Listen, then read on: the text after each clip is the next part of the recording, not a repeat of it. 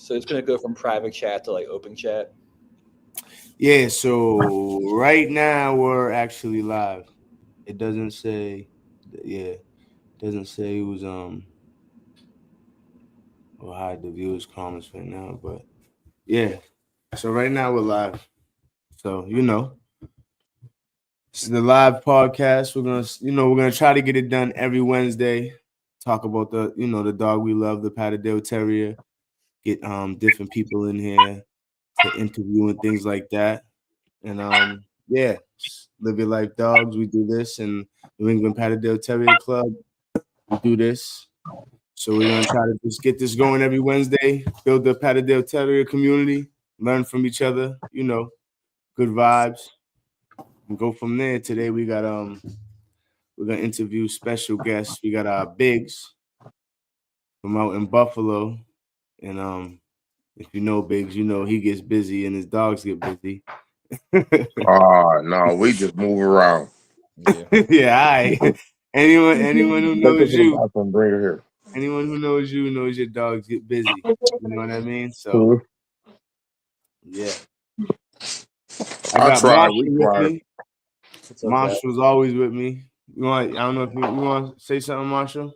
I don't want to do all the talking. I feel like this is like a long time coming, because when I first kind of started working in the Patterdales, me and Big started talking to each other, and we had no clue that our dogs that we both own were brothers, like at all, for probably like 2 to 3 months of talking, honestly. Did not know nothing. Same exact litter, or same exact litter? Same exact litter. Didn't even know. Yeah, that's crazy. Small world. Yeah, it was crazy because our mentor, he never, broadcasted that about each other. Yeah. So when it came out, it was like explosive. Okay. And that's even the factor to it, is the fact that we both got dogs from 2 different people, but got mentored by the same person also. That was also the crazy part. That's definitely crazy. Was your mentor the one who told you, like, gave you or gave you an opinion on where to get your dog, or did you get the dog and then mentor? To be honest, I got a friend of mine in Buffalo had a Patterdale, older guy, old OG. Been in dogs all his life, had us in the dogs. And he gave me one, and I said, one thing about him though, when he gives you something, you gotta look a little thorough into it, because it might be something that ain't worth it. He's that type of guy. So when he gave me the dog, I liked it, but I wanted to learn more about the Patterdale. So I started researching them, and I said I wanted to get me some with paperwork. And I reached out to a lot of people. A lot of people wasn't talking. It was understandable. Todd Fulford responded. And when he responded, I told him that I was looking for a Patterdale. He said, well, I got an adult male. It wasn't his. It was a friend of his that he was getting rid of for. I said, okay. He said, the dog works, everything. The dog is fabulous. I said, I'll take him. Then I sent him a deposit the next day. Called me back up and said, I got a little female puppy here too. That's about 6-7 weeks old. I said, I'll take her too. Send them another deposit. And from that point, we met up, got to know each other, spoke, and I learned about the dogs a little more from him. But when I brought the dog back, I'm seeing this dog. He definitely was a smart dog, but I wanted to hunt him. I needed to learn how to hunt him the correct way. So I didn't start in Buffalo. They have the door closed. So I ended up going down to meeting with Tim Wheatley. Went down with him, did some hunting. Then I went down to North Carolina on the borderline of Tennessee and hunted with Randolph James. And down that road, everybody telling me this dog named Doc. Is that dog Doc? And I'm like, I don't know what y'all looking for. But I just know his name, Henderson Doc Moeller. No, I was actually calling him wrong. I was calling him Moeller Doc Henderson. Yeah. And I posted him on Facebook on the site, and mad people went crazy about this dog. And everybody was asking, how did I get that dog? Where did I get it from? And I ain't gonna say his name, but one individual actually hit me up on the messenger, told me it was his dog, and he needed me to send him back. And I told him, I'm sending you this dog. And so I called Todd Fulfer up, asked him, I thought he had sold me a stolen dog or something. And he was like, nah, that knucklehead is full of crap. Which I come to learn to find out the long way. I got a call from an inbox from Jerry up in Texas saying Mr. Henderson would like to speak to you. And I said, okay. Henderson was the dog he was the man who bred this dog. He owned the mother. And when me and Mr. Henderson talked, we just took from that point.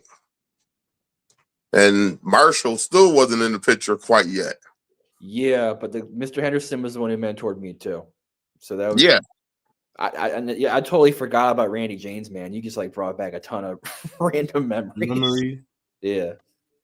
Man, I got to Randall James. He lived on the top of the mountain. I got my son was 6 at the time, got him with me. And it was funny because when you get to the gate of his to go up to his top, it's a sign on the thing saying that if you can read this, you got a bullseye on your head. And when I read it, I looked straight up, and there he goes standing there smiling at me at a little distance. I said, "Oh wow!" So I was a little concerned because I'm like, "Oh shit! I got my 6-year-old with me. I got to take a chance. I don't know what we walking into." I mean, even if you were by yourself, that you could be a little concerned. Never mind a child. Hey, listen, by yourself, that's one thing. With the kid, kind of tough. I ain't about to go to fight. Yeah, especially because people who have Patterdale, it's just like live in these crazy part like mountains and boonies where we go to, right? Like in North Carolina, they just have like these secluded, crazy like these beautiful like fucking like mountain territories. They work their dogs. And listen, it was crazy. We get to the top. I tell my son stay near me until I get the feel of this man. Soon as we get up there, my son see 40 Patterdales and kennels. He take off and run and leave me. It's over. So from that point, and it was crazy because Randolph had puppies off of Doc and never met Doc before in his life. He only seen videos and heard about Doc. And he was like, this dog is phenomenal. Everybody's going to want to work with this dog.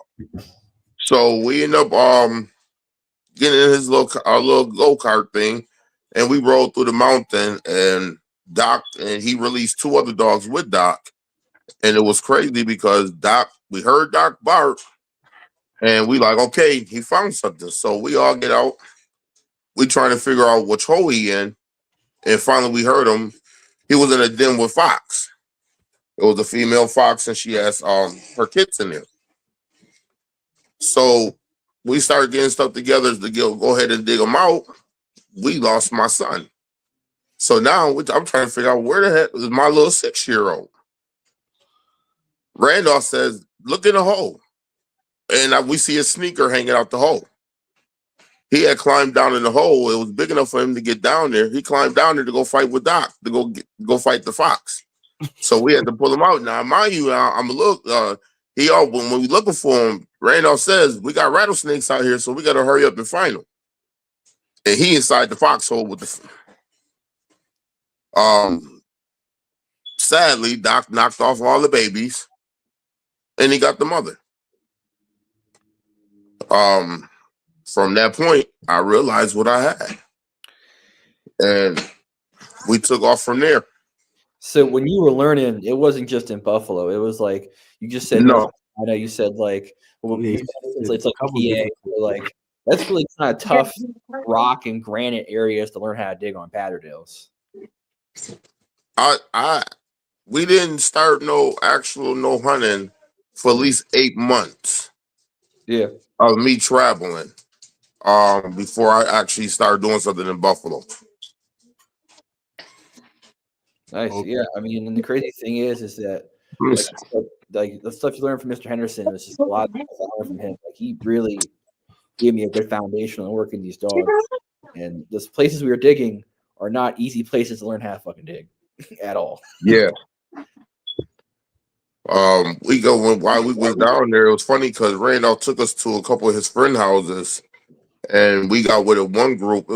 We had about 14 dogs on the ground, and my dogs. I had little Missy at the time with us, and those were the only 2 dogs in the ground. It was crazy. I had one guy drinking a beer trying to stuff a dog in the hole. And I'm looking at them like, I thought we supposed to let the dog go in on his own. So your dogs, Doc and Missy, was going in. It was Doc. Oh, they was in there. And then you had like Blue Diamond, right? Or like one of those dogs. Yep, you remember Blue Diamond, huh? Blue Diamond, yeah, that was a throwback. Yeah. Yeah, Blue Diamond was she was a rough thing. Who's Doc and Missy? Who is Blue Diamond related to them? No. Nah. That was off the I did a breeding with the Patterdale, the first one I ever got that I didn't know nothing about. And I had cut puppies off of that.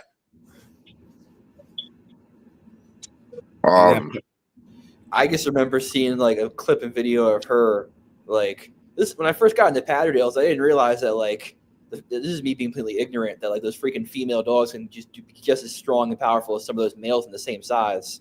And you would see like video clips of like Blue Diamond like really doing her thing at like probably like 15. Blue Diamond was a bulldozer. That's a question Biggs, what do you prefer? Or it doesn't matter, it's just how the dog works as far as male or female? Do you have I don't care what gender. I don't care what gender at all. Okay. I'm not into baying dogs. I like a hard dog, but I also like a smart dog. Yeah. Definitely. Doc taught me a lesson for many years before I retired him.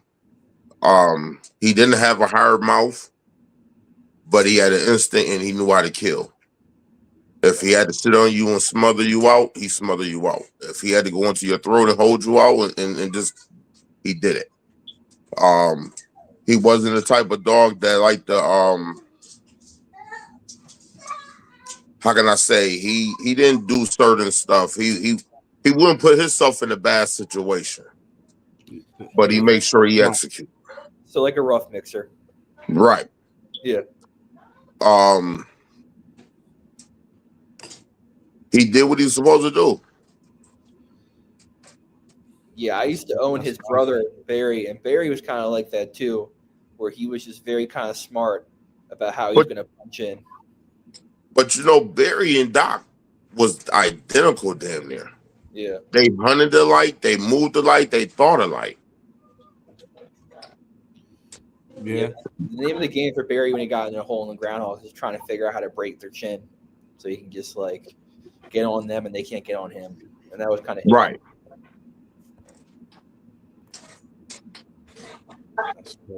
What now I know you did a lot of digging. What was your deepest dig? What was your deepest dig? You can guesstimate it too if you don't know. I think you turned your mic off. Yeah, your mic's off. Yeah, you turned your mic off, Big.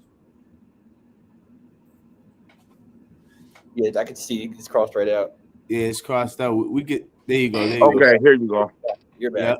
Yep. My deepest dig was about 10 feet down. Damn. One of my hardest digs was with Barry. That was one of the hardest digs we have had. That was like sledging concrete than just like actual dig too. Like that was a lot of Yeah, sledging. we had to dig. We had to go maybe about 6-7 feet down from where he exactly was at and find a crack in the concrete, because it was this.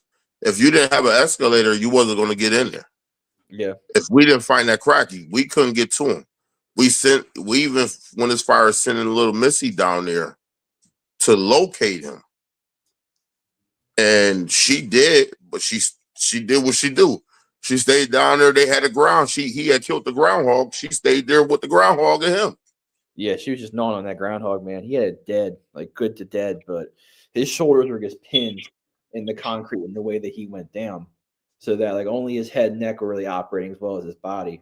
But that's the thing, is that like in these spots, in these areas, and it comes to these digs, like you always got to be like watching your six and be ready to where you're going to enter and be those tough spots. But that was a dig probably from like 7 p.m. to 4 a.m. Yeah. Yeah, probably 7 p.m. to 4 a.m. Yeah, we never made it out to where we wanted to go. Yeah, that was on the way out. So, someone in the chat right here got a question. Yeah.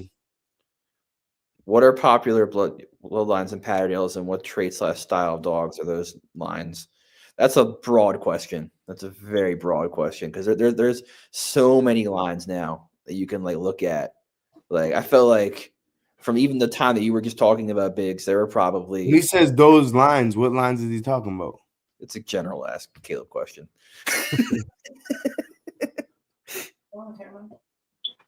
Well, for cut up kennels, we have a direct line that we stick with.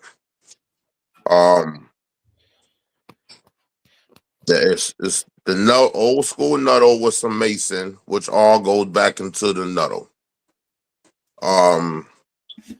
American bred, and I did some breedings where I took it out to some vessel. I got some vessel in, and I got some booth in. Yeah, so I gotta break down everything you just said, because if people are new, basically when you started off with was the word Nuttall was the first thing to start everything you just said. So those Nuttall lines kind of started in England, and then they were taken by David Mason, a guy in Tennessee, who wanted a smaller type of groundhog dog. And then from there, you said you crossed into Wetzel, which is like I can't remember the guy's first name of Wetzel. Jamie Park's affiliated with that. You talk about Captain Captain, yeah, James Vessel. James Wetzel is when it started that kind of line with those dogs in Florida. And then you're talking about Booth, and you just kind of just went back to England.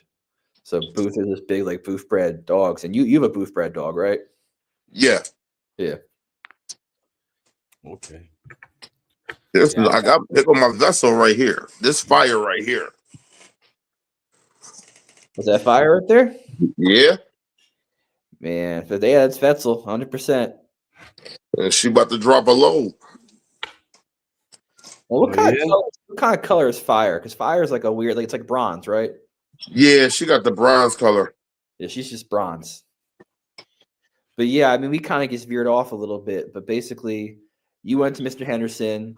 He kind of schooled you out and taught you how to work with pads. And then after that point, did you dig in Buffalo, or you were still kind of figuring it out? We started looking for more places. King, here. We started looking for more places out here to go. Then I started meeting farmers and stuff. We still did a lot more traveling, but I ended up getting about I would say over 10,000 acres of farmland within upstate New York. That is nice. So once we got there, we started coming out to the orchards, and we was having a ball with them. You couldn't go wrong with it. The orchard gonna have everything there, from the raccoons to the groundhogs to the possums, the fishers, we was running into everything, skunks, all of it. So it was like this the gold mine. Then we'll hit another farm. We had a goat farm that we go to, and this guy was infested with fox. Yep, I remember you showing me those dens. We hit like 5 fox in 2 days. Yeah. We've been through some extreme situations. We went to Delavan, New York. I can never forget December 18th of 2000. I want to say 17. It started snowing and raining. It was freezing snow and rain. And Doc got stuck to fire. Got her and was stuck to her. We didn't know she was in heat at the time. And as soon as they unstuck, her, Doc, and little Missy ran into a fox, 3 fox dens. Both of them, in each one a separate hole with a fox. So now we had to work in this rain, work in the freezing snow, trying to dig these dogs out. And it was a mud pile, so it was filling up. Yeah. Say working 3 different holes. And we had to work on one at a time. Let the dogs got to hold it out till we get there. Little Missy, she was actually pregnant, just got bred. She had pinholes where air bubbles was coming out between her eyes. And fire, she already had killed her. She broke the bottom jaw. And Doc was trying, his was still a little above him, so he couldn't quite get to him. So, but the damn hole was filling up with water. Yeah, because it's raining. Took us about 6-7 hours, but we got it done. Froze. Do you think if someone were just to like rely on fox, or just do you think they can kind of tell you what your kind of dog you're feeding? If you just rely on it, if you're not, nah. You think it has to be like raccoon? To be honest with you, I think fox is fox is a trophy. Yeah. In any sport.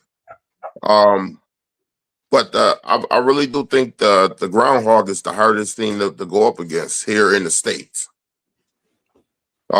Besides, well, if we want to put the fisher in their equation. I was going to say, what about the fisher? If you want to put the fisher in the equation, the fisher will kill your dog. You go against the right one, he'll kill your dog. So what about the coon? But see, also you got to look at it too. I don't use large dogs. Yeah. My dogs are 13 pounds and under. Doc, was 14 pounds, and I could keep him at 13 pounds. Mm-hmm. We do have a couple dogs that's big, but we really don't. We might do some barn work with them or use them when we go out for coyotes and stuff like that with the bigger dogs. When it comes to earthwork, they too big for us. So basically 90% of my yard is 10 pounds, 12 pounds, 13. Going against a fisher. Yeah, we got I seen somebody on Facebook made a statement that fishers don't go in the ground, they lie. I seen fisher in the ground. Yeah. It's not all the time. I mean, they love being in the trees.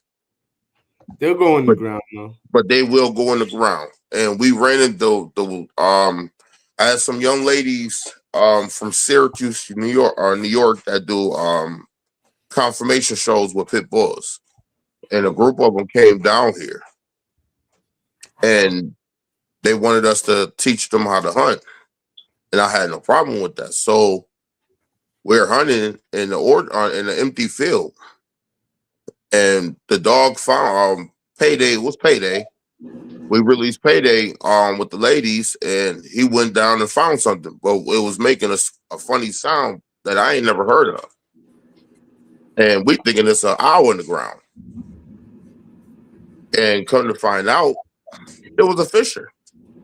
And Payday was about 14 months old. They tore his whole face off. Yeah, that's almost like a 10-pound dog, isn't it? Yeah, Payday was nothing but the 10 pounds. Yeah, that's a pretty small dog to be like in that situation. And the crazy thing is that like there's not a lot of documented cases of fishers interacting with dogs. Like you'll see little random snippets on Google of dogs saying attack fishers. I mean, like you said, they're in the ground, but I mean, 90% of the time they're in the trees, so they just run up a tree. And then I haven't seen a dog that could like really. I mean, you know, you got your. I know someone in Mass. I don't know about really climbing trees. You know what I'm saying? It's not going to be a common run-in. You're not going to run into them common. No, you ain't. When that happens, if your dog ain't ready for that, your dog might get tore apart. Yeah. I would think most dogs that are under like I don't maybe like 18 and under might get killed if they're not like really with it. I mean, if they're like, even if they're with it, but it like I said, it depends on the dog. It depends on what that dog know what to do. Mm-hmm. Mm-hmm. Yeah. I'm not gonna say that he just gonna walk through him, but he'll take a lot of damage, but he also still could win. It's a 50-50 chance. Yeah. So let me ask you this: if you was to rank them hardest, you know, to like least, and you would say the Fisher, Fox, Groundhog, and Coon, how would you rank them? Obviously the Fisher first. Fisher would be number one. Yeah. Groundhog, I would say number two. And why is that? Why the Groundhog over the Coon? A groundhog fight in the ground is you on his turf. He above ground, he's nothing. Yeah. He ain't nothing but a bunch of little blubber that's just trying to find a way to get back in the ground. But when you in that ground, he could collapse a hole on you. He could shear your dog nose off. Them teeth, yeah. They make their holes. This the thing. A groundhog makes his hole very tight. His body inflates and everything like a mouse with the one backbone. Mm-hmm. And when you lock onto him, if you ever try to dig them out, they lock their claws into that earth. They know you. It take more. You ain't just pulling that thing out. You're gonna tuggle with him. You're gonna fight with him to get him out that ground. It's like going salmon fishing. You ain't pulling the salmon out the water right away. Yeah, it's like a football that move through the ground. Like they just get stuck there. And I've seen groundhogs that can put dirt on top of their bodies, and a dog will walk over them. Yeah. I mean, I know that, you know, I know how they get in the ground. I was just, getting Big's perspective on it. Marshall, we talk all the time, so I know your perspective on a lot of groundhog, a raccoon fight. It's a tough fight, but I can't put them with I think the groundhog is going to be a better fight than the raccoon. Okay. Would I get more damage? Because there was somewhere, people always talking about it, but there was people, and a lot of people were saying that the coon for sure over the groundhog. So that's why I asked that. I don't believe in that. No, there was people saying the groundhog over the coon too. You know what I mean? It wasn't just there was people saying. It's just my experience showing me a lot different. Uh-huh. Now, I mean, you got we done ran across 40-pound raccoons with no problem. Yeah, that's a good fight for a 10-pound dog, 12-pound dog. It's a hell of a fight. Yeah, but you going up against a veteran groundhog in the ground, you got a fight on your hand. Because one, you're going to dig down. You going down. That dog is going down in the ground. When you get down here, you will see a lot of our digs is minimum is probably 4 feet. Mm-hmm. And you're gonna go, and then you gotta think going 4 feet down, and then you gotta go across. You don't know, you know what I'm saying? So it's a real tough dig. We have lost dogs in the ground to the groundhogs. Yeah. Mm-hmm. We had Angel, which she came from one of my partners, Jamar, had bought her from Curtis Hagen. And we got the dog running, and she did real good. She was almost about 8-9 feet down, and about 7 feet across. We had to bring the farmer had to come out at 12 o'clock at night with an excavator that we digging out the ground trying to get to her. Plus, she was on top of they had tore all the orchard out and put the trees on top of each other to burn. So we had to go through all of that and then go down in the ground to get to her.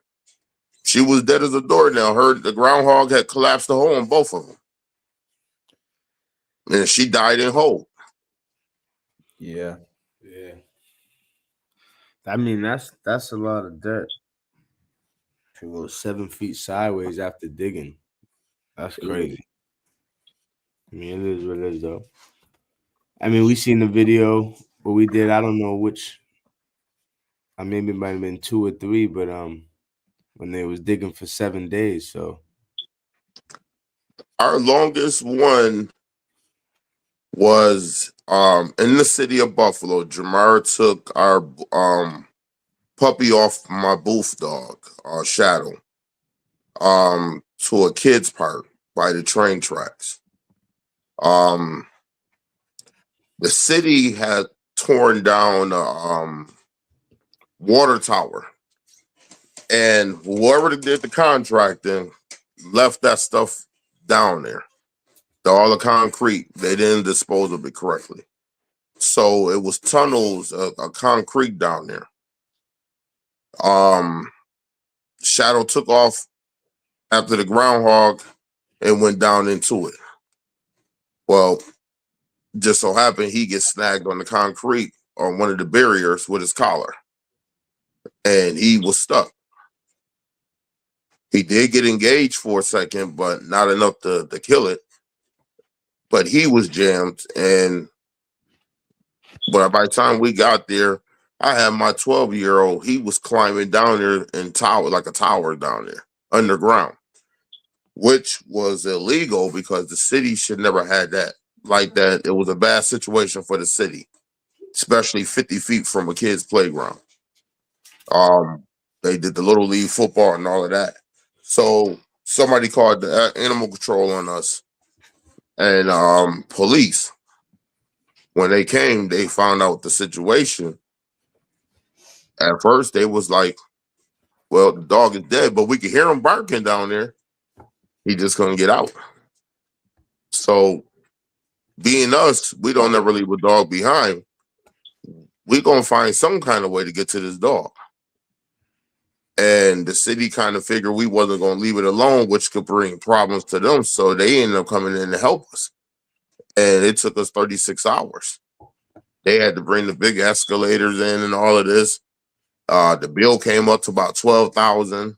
They waived it as long as we kept our mouths and our videos away from the public. yeah, that works. I respect that. When they got it out, they had to put a chain around. I would say it was about 8,000 pounds of concrete. It was a big square piece. When they lifted the mesh wire was hooked into his collar. He couldn't move. All he could do was just sit there. How he survived that long, though, determination, he did. Once they lifted up, the firefighter went up under there, grabbed him. We took him right to the vet right away. He was in perfect health. A little messed up for the first hour or so coming out of there. He was confused and everything, but that was about it. Yeah, people don't realize is that if your patio gets off leash and there's any kind of tight spot where they think fur or anything's going to be there, they're going to try and get there. Like, even if you're chilling, they're not chilling. Like they're looking for that opportunity. Yeah, we got a spot out here that I could take anybody to. I'm guaranteeing you at least 15 to 20 or more raccoons in there. And it's all trees and vines and dirt. A farmer took a whole orchard and just dumped it on the slope and left it. And over the years, it turned to a hive. I'm about to say it's a big home. Huh? This is a big home for coons or whatever else want to live there. King, we tried to let's see, I had some Jarrett Price, he came down. Gerard came down from Michigan. We hunted that. We went into there with our dogs. All we could do is release your dogs in there. Chainsaws got broke. You wasn't getting in there. Yeah. All you could do is wait to see how it's going to turn out with your dog. We heard the goons. We heard the dogs. It was like World War VI in there. Oh, I bet. I guess we gotta finally get to come out. Makes it. We lost 2 dogs.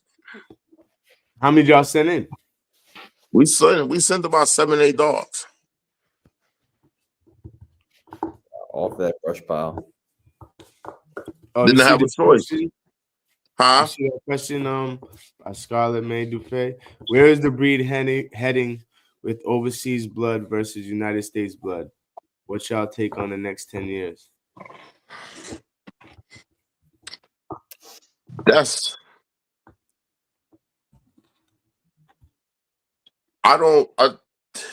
don't have the game that we have. They got the Badger. That's their tough thing right there.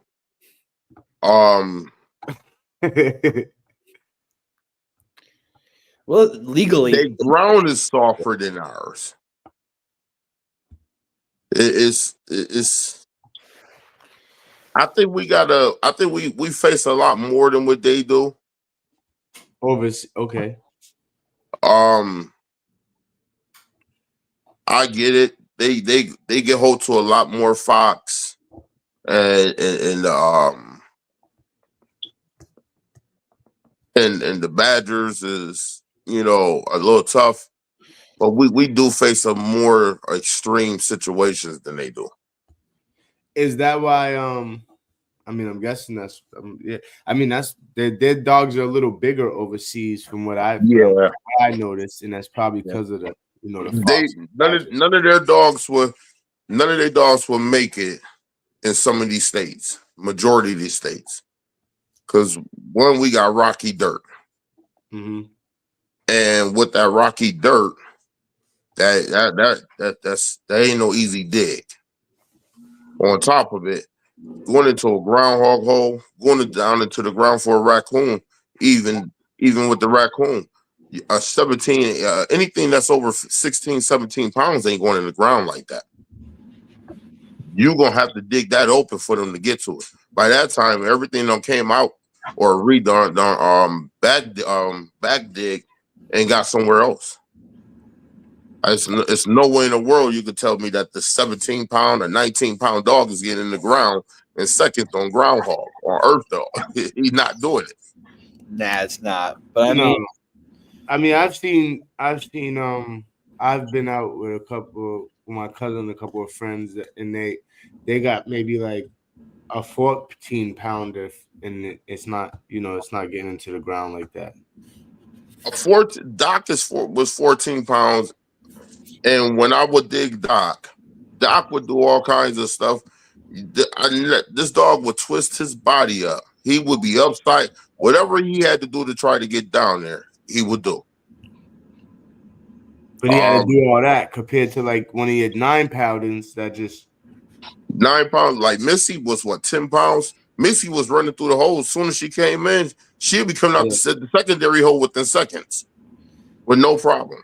Same thing with Payday. Payday would run through. He was running through the holes like it was water. Chase is like that too. That little dog Chase. Yeah. Now Chase is about 13 pounds, and he does the same thing.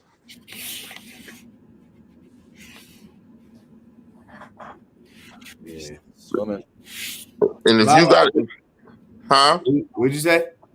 If you got if you enter the right hole. Your dog, like I don't see groundhog holes that's connected to other old groundhog holes and old dens where you got 3 layers of tunnels. Them dogs just running through there trying to catch up to this groundhog.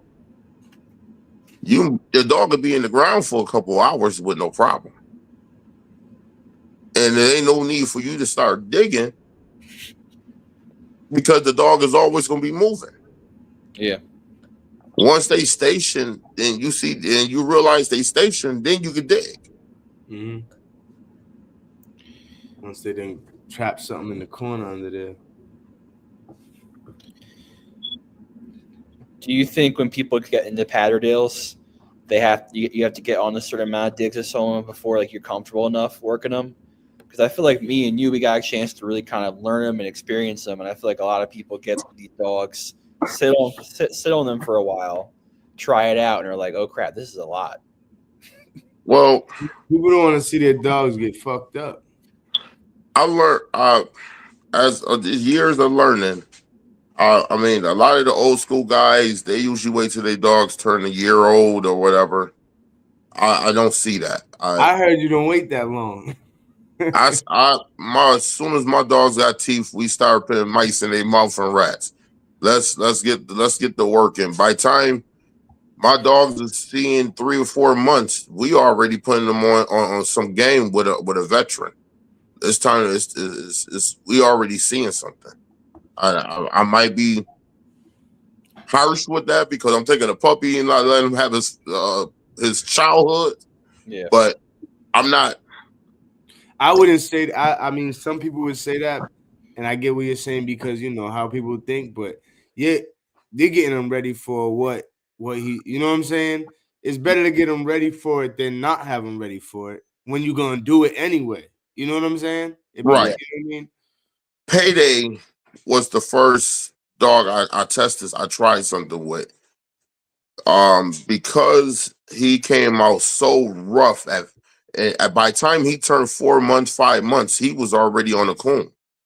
So when he turned 11 months, we went live stream for 30 days straight. And I've hunted that dog 30 days straight until his 12th month birthday. He turned that 1 year. Dog was swollen, face chewed up, nose damn near off. But he went out every day for 30 days live stream and he did it nonstop. What he killing them 30 days? Raccoons, groundhogs. He got hold to a couple possums. But majority was all groundhogs and raccoons. Damn. You know, so, okay, we was talking about that list earlier where I said the 4. Where would you put possums? Or would you throw them if I could avoid killing a possum, I wouldn't. The possum that's like going against an armadillo or bait. You might get a better fight with a rat. Yeah, you probably would. Than a possum. So when we run into the possum, I never seen no Patterdale with a possum. I seen coon, you know, groundhog, but I never seen like a bang with a possum. If I got puppies on the yard, we'll take the possum back to give the puppy something to work with. Because I at that time frame, I don't, you know, the possum, he could kill your dog if your dog fall asleep on him. But 9 out of 10, he's trying to get the hell out of there. So I would put him in there with some puppies to do some little training process, but that's about it. Then I release him. Yeah, you said the 9 times out of 10. I remember you telling me about Mr. Henderson when you first got you Patterdales out with him. You guys got on a kind of a nasty opossum that was like, yeah, he did. Yeah. That possum actually turned Fire and Little Missy on. Yeah. And what's crazy, Fire was the last dog he ever took out before he passed away. I sent Fire down there to be bred, and he wanted to check her out before we did the berry semen. And he said within 5 minutes he was calling me saying this damn dog done located already. As soon as he opened up his door, he had a wool pile in the back, and he said it was a raccoon in there. She found it right away. Yeah, his setups were just so great. Like how he taught me how to do things. Like he had like the logs that would be on top of holes. So and he had little holes near the creeks where he lived, and you could pull the logs up and put your dog on a set immediately. So as soon as you pulled that log up, your dog was in the tunnel system working. And he put it, he set it up like that on purposely. Yeah, Or he it would just dig to his, Yeah, he would dig to his he dog, worked this. the spot where he dug, he put the log there. The way he worked this, the way he trained his dogs to go out to work. If you ever seen the pictures of Sissy, Mason Sissy, Yep. or Queenie, yeah, you'll understand. Well, I gotta y'all already know I flew out to Tennessee and I got my dog from Mason. So Yep. Good man right there. yeah, I was out there we talk all the time now. So yeah, that's the big bro now. But yeah, he definitely a good dude. Had a whole bunch of stories when I was out there. So I definitely seen pics of Sissy for sure. Sissy's a cool dog. I went down there and I held Sissy and I took her out for a little bit. And I took Queenie out. And those two dogs right there was amazing. Now, Queenie, Doc, Barry, I would say Queenie probably was the top of that whole litter. She was a devastating female. She was.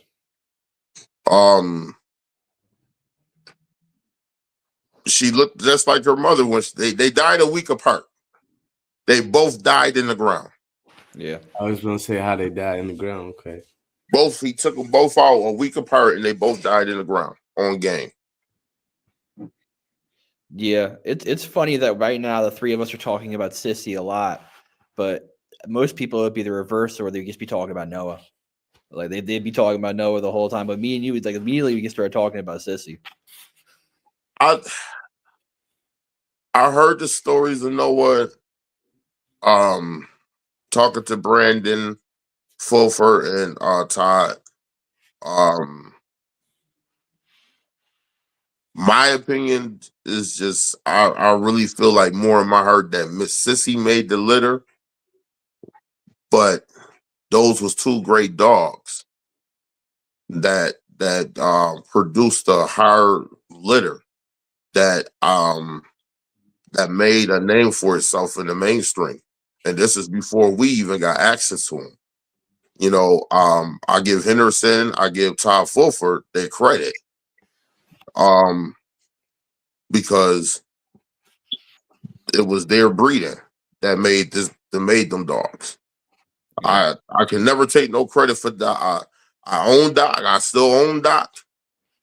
He old, last limbs, but I can never take the credit for starting him and getting him going because he came to me already on a roll.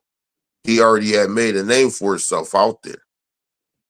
So my job was to make a name off the product that can come off of him. And everything that we don't produce that come from him is we got thumbs up. All the time. Lost a couple that we felt that wasn't gonna make it. But overall, all the ones that's ever been worked, we did our thing. Go ahead. Finish what you're gonna say. Go ahead. I said, or we lost them in the ground on game. Yeah. I done lost quite a few dogs, good dogs in the ground. Yeah. Now you hunt year round, right? Or I mean, damn, you in Buffalo, so I don't hunt. Here's my thing. If I travel during the winter, I ain't got no problem hunting them. I get it. So a lot of people they're hunting in the winter. They can go to the barns.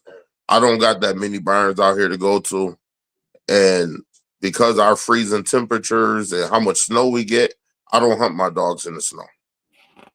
I can give 5 feet of snow, 6 feet of snow. I'm not about to sit out there and try to figure out how to get to this dog. And our freezing point is 4 feet down. So you talking about we could be out there trying to dig 4 feet just to get past the freezing to get to a dog. That's not gonna work. Yeah. So Usually during the wintertime, my dogs get really fat and they can relax. Okay. Now, do you now say that's a question I was gonna ask you. Do you now, the spring's coming, your dog's gained a little weight? Do you just? We already started working them down. I was say, okay. And how you work them down? You run them? You just feed them less, or change up their out running around the backyard? Conditioning work. We do full conditioning. Okay. Yeah, I asked that because I was talking to a couple people, and some people was just like, I actually was talking to Marshall about this the other day, where some people was just like, they just kind of like, just it's spring, so they just go. But then there's people like you said, we're gonna get that conditioning in and get the stamina right, the breathing right. Because we do have like livestock around, I can't release the dogs. Yeah. I don't put the time in to train my dogs to protect chickens or goats or so as soon as they see that's a target. Yeah. I mean, for that, they kind of got to grow up with them things too. They got to grow up with them around them since pup to kind of get, especially a Patterdale or any terrier. Them shits is just they snatching shit. You know what I mean? We don't release. We just don't let them run around. Yeah, because we know they're going. Like the farmers around me might call me and say, "Hey, one of your dogs got loose while you're not around. We just got it because he out hunting or she killing everything around." So they when we take them out to work, we working with them. Mm-hmm. Now, do you use a slap mill or just? He got the little carpet mill for me. I got the carpet mill. We got a couple of slap mills now. Okay, yeah, I got the dog patient myself that I've seen that. Yeah, I ended up getting it for free, so can't beat that. That's a good steal. And it's the big joint. It go, home. My cousin who gave it to me got 175. Well, no, that was his Borobo, but his Rottweilers he got now like 120-pound male. So this shit's built for like 200 pounds. So Patterdale is extra good. So see, I hunt the Patterdales. Huh? I hunt my Patterdales with my larger dogs too. So I got the Pressa and I got the Lurchers. Okay, I see. I know you got peacocks and all types of shit. Yeah, I got a peacock. That's my personal pet. Yeah, I ain't mad at you. You got the land for it. I would have it too. You know what I mean? But do you think the Lurchers have any play as far as working with Patterdales? Because I feel say that again. Do you think the Lurchers have any play as far as working with Patterdales, or do you think it's kind of overkill at that point when you're working a Lurcher over a Patterdale? I don't think it's overkill. Yeah, because Sam, it drives him crazy that he can't. He actually have tried to dig down in the ground, but overall he act like he part of the crew. He'll sit there and he keep an eye out for something to poke out. Yeah. When we get it out, he's very protective over the Patterdale, so he'll walk up. He ain't just gonna grab it. He'll walk up and make sure when he take hold of it that he doesn't get the dogs. He can throw them, yeah. And then he'll shake them, and he just tussling and playing with the dogs with it until it's dead. Yeah, no, they're pretty smart dogs, especially working with those pats. They kind of know what personalities to mess with and what personalities not to mess with at all. Yeah, the first thing that Sam and Henry ever grabbed was with fire was a skunk. The farmer was showing us the land, and we let him out, and fire found the skunk up under his fruit boxes, and she was forcing this coming at the skunk trying to grab it, and the skunk came out backwards. And Sam grabbed it before he could spray. and it was over. They ripped that thing apart. Yeah. Nah, I mean, I guess sometimes this variety helps when it comes to all those circumstances. Like I found that when I worked my literature with like bang type terriers and stuff like that, he got a little more action. Whereas like my friend's Patterdale pushed out a groundhog, it's like missing a jaw, it's missing like legs and stuff, and my lurcher's just like not taking any kind of damage, or it's easy killings for him. Working with my Yeah. friend's cats. Like working Henry over Chase was almost overkill. Like because everything popping out was like half dead, and Henry was grabbing. I mean, I know as far as Yeah, like I agree there. when I used to not used to, but you know we're gonna go to, but like last summer when I would go out with Keith and his Patterdale, and he would actually like when I brought my pit bull, because where we're at, like, and I don't know what's going on out here, but this coyotes is everywhere. Yeah. Coyotes is everywhere right now, like where we're at. So it's all like, I know people like that, you know, it's good to keep a big dog around, because obviously Patterdale is a snack for a coyote, but you know, if you We got don't lost, but we lost 2 Patterdales to a coyote. yeah.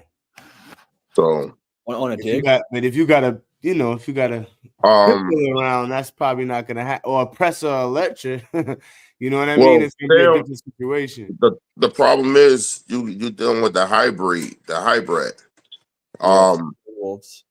Yeah, And they're exactly. smart. Yeah, out here we got both. We got the coyotes, and then them coyotes that are, you know, the hybrid that are half wolf are coming out here now Yeah. too, which are a lot bigger. Our one incident, actually both incidents that we lost, we had one where we had the Belgian Malinois out there with the Patterdale, and they drew 2 of them drew the Belgian away from the Patterdale, and another one came in and snatched them. And the second incident was Rex, Payday brother. They drew Sam out away from my daughter and Rex, and one showed itself for Rex to go chase after him, and he snatched Rex and ran off. So yeah, that's the thing with coyotes. They're smart as shit. Like they'll play dead. Like they'll literally play dead, and then when your dog come up to smell it, another coyote come out of nowhere and snatch the shit. But that's why we got the presser and the lurcher and the Belgian Malinois out there. and that's what I'm saying. That's what I was saying as far as like, because he's like, yeah, bring that pit bull, because we run into a coyote, it's a different story. You know what I'm saying? So with my dog now, I got a my female, my Pat that I got from Mason, I got a pit bull, one of my pit bull pups that I kept, that I'm kind of like just bringing them up together. You know what I mean? So, right. So I could bring her out just for, you know, obviously she's a pit bull, she ain't going in no holes, but again, the coyote come up out of somewhere, it's game time. Yeah, absolutely. We got them. We got a lot of them. They're everywhere out here, like to the point where I'm in the city, to the point where there was one a couple months ago, there was one, the shit could have been in my yard. I just don't know. It was in my next door neighbor's yard. Like, you know, 20 feet over from my house type shit. Next door neighbor's yard, coyote right there. Nice size joint too. And there ain't nothing out here fucking with them. They just chill. There's rabbits everywhere. There's rats. There's groundhogs. You know, once March come, there ain't nothing out here fucking with the coyotes. So they're just chilling. They're just, you know, breeding, keeping it going. It's crazy because I moved out into the country area, and it's not as much hunting as I thought it would be. They got a couple guys that will go shoot some coyotes, but not enough. And that's where the problem come in, because the coyotes is multiplying. Then I'm right at Canada, so they're coming right over the border with no problems. The border patrol, you will even see them out there shooting them as they're trying to cross over. And that's how many are out there. But you could just see them shooting coyotes. That's I don't It's know. I mean, as far as where I'm at, I don't know what they're gonna like. Sooner or later, they're gonna have to send people out to hunt coyotes because they're gonna stop fucking. they shit do that up. now. They do independent contractors and nuisance control officers. Um, We'll the snipe them. problem with that be a lot of the people complain because you got to go after the coyotes in between during the late night, early morning. People trying to sleep, so they want to complain. I mean, you can't have both your way. Either you get you gonna let them kill the coyotes, or you're gonna complain and that that they shooting the guns or the dogs is barking, chasing them at 1 o'clock, 2 o'clock, 3 o'clock in the morning. Yeah. What I'm aiming for to do this next breeding with Sam is to get some dogs that do like him. He's not going to bark. He's going to go in and kill you, and he'll sit next to his kill. So if I got a pack of big dogs that's doing that, I'm good. I'm happy with that. I don't care for barking. Is that why you got the presser? Or you just got it because you Yeah, fuck with I got her for the to come in for that one of those reasons. Yeah. I do have Borbos. I'm Damn, actually how many going to dogs you got? I got a lot of dogs. I see. When I first talked to you, you were heavy in the Borbles when I first started talking to you. Yes. I say I got I about love the Borbo. I about just 15 don't of like. them. Huh? I still got about 15 Borbos. 15 Borbos Yeah. with the presser and the lurcher and what 40 damn Patterdales. We got Belgian Malinois. We got a couple bullies. American bullies. What's those exotics? Yeah, where the money's at. Yeah, I ain't a bully fan. We got stuck with it, so it is what it is. I ain't a but I honestly I was one of them dudes, growing up, I wasn't a fan of shit but a pit bull. I How it got go. a couple of those still. Yeah, you know how it go. You ain't until you learn more and do a little homework on the dog world. I wasn't shit with a pit bull, but yeah. If ain't I dig it. If I had that much space, I would have a good amount and a good option of dogs myself. See, Marshall turned me on to the lurchers, and I was still in the city at the time. What'd you think about him when you first heard him or seen him or? It was amazing. I really like when they first came. They was bonded tight. Henry and Sam was bonded super super tight. If you separated them, they both went into a depression, and it was like I had to break that bond first of all. Second, I was still living in the city, so it was kind of a tight situation because these dogs need to get out. You can't keep them confined. What they call that? What's that? Kennel mate syndrome or whatever? Littermate syndrome. Littermate syndrome. They had littermate syndrome bad. So Henry's my lurcher, and you've seen him before here, but he was really attached to his brother initially with him. Yeah, I see Henry all the time because But they will fight with each. The crazy part though, they will fight with each other to go sit inside the doghouse because they had to sleep next to each other. But then they'll fight each other in there. He does that same shit with my wife's dog. He'll just fight her on the bed and then be totally cool with her. That's all they used to do. So I was like, I was glad Marshall was able to take Henry.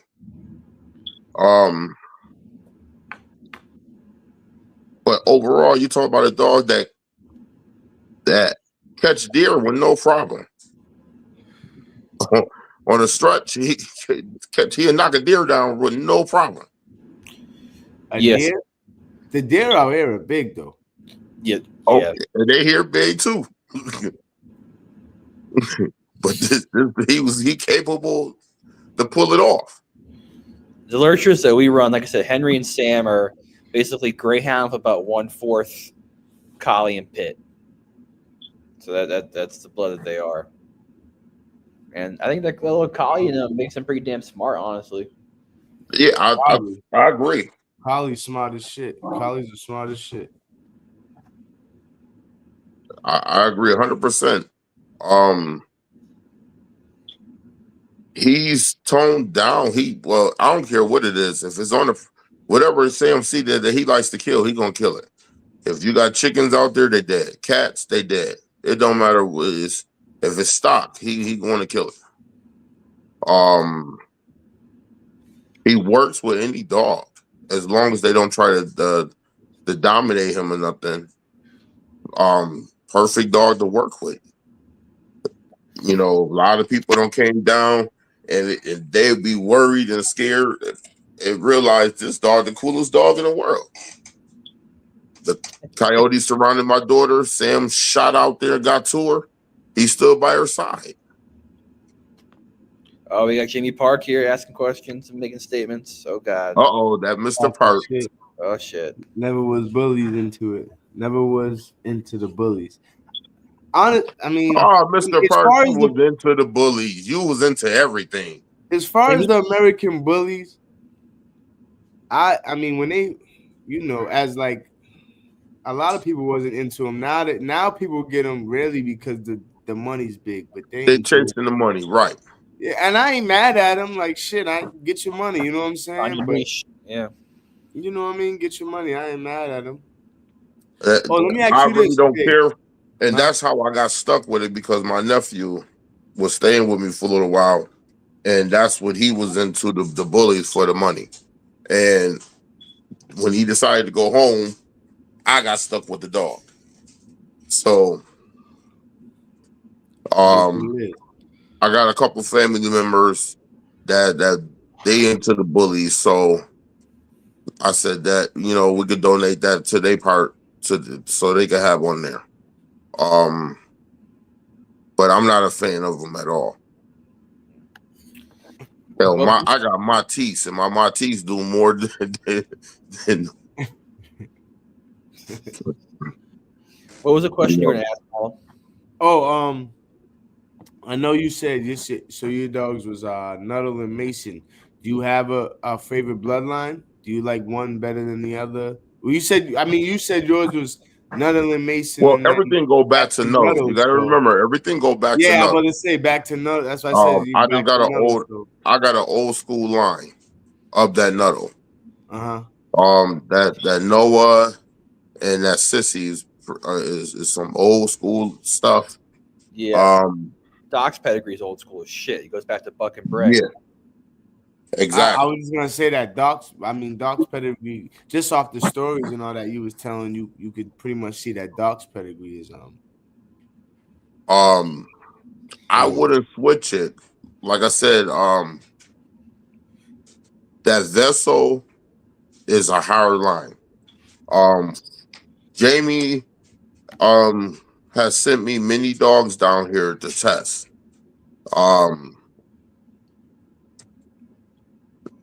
It's a higher line. And Fire was something that for Jamie to come out of the game for so many years to come back, she made a very, very strong standpoint for the Vessel line for Jamie. Yeah. This dog, her nose is phenomenal. We watched her smell out mice in the ground 3 feet and dig them out. She done been on everything from fox, groundhogs. She done been half dead, came and got some wind back into her lungs and tried to go back to work. The Mason line is a very hard line. These are American dogs that blood for the American side, I would never switch up.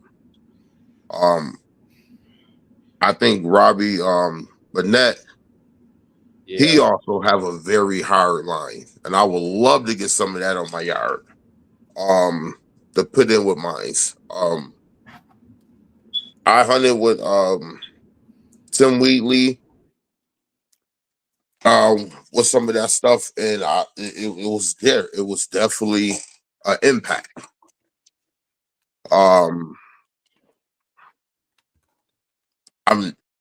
I'm not a big dog fan, so the Cocker line, I just not my style. Calvin Kaczynski, he hunts it good.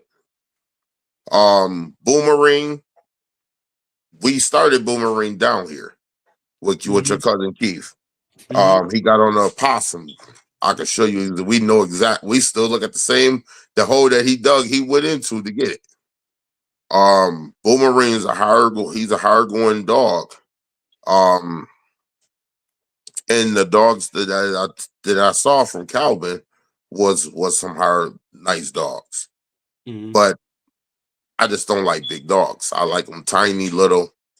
Yeah, come with the impact.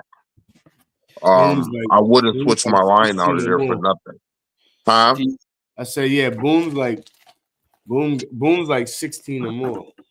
Right. So and the last time he was down here with him, he could get his head in something, but that was far as he had to open up the hole for him. Yeah. Which, it's a frustrating situation. Yeah, he says it all the time. He loves Boom, but he's trying to, he's trying to get a smaller one. Well, we got him coming real soon. Yeah, that's he's waiting for him. Do you think the Mason blood is like missing stopping power? Because that's the thing you always hear from people sometimes when it comes to like those smaller lines like Mason, stuff like that. People will be like, yeah, they're missing that stopping power. They're missing that mouth. When I started learning about these bloodlines, I heard so many stories, and I'm gonna clear the air for him. A lot of people were saying that Mr. Mason didn't let his dogs go hard no more, and that his dogs, he preferred band dogs. I spoke to him personally, and I asked him, I said, this is what I'm hearing, and I'd like to know directly from you. And no, he loves hard dogs. I think the problem is a lot of them ain't hunting their dogs. So 80% is what the handler do, 20% is for genetics. That's my thought. That's my opinion. That's my factor. No, I think that's facts. So I think that's facts for like a lot of breeds as far as what they supposed to do as far as work. If you ain't putting the work in your dog is going to show with a show. And my buddy Super, Billy Houston, they're running the Mason line real hard. We went down to Baltimore with Super when he first got El Chapo and Lucy from Mr. Mason. And we went down there to show him how to hunt his dog and everything. And them dogs was working. They was going full throttle, nonstop. And every time he bred that dog, them puppies came back the same way, going full throttle. I got a lot of that Mason stuff in my yard mixed up with my blood. So I think that Mason, a lot of people sleeping on it. Yeah. But a lot of people chasing big dogs. And I get it. Everybody want a dog from an import. We was just I got my dog. I was just saying that. No, I was just saying that to Marshall, that one of my guys is like, he's just heavy on the imports. He's flying around the country just grabbing up imports. It's like, it's cool. Teach our own, you know what I'm saying? I don't judge, I don't judge. I just do me. A good dog is where you find it. Yeah. It is their dogs is forced.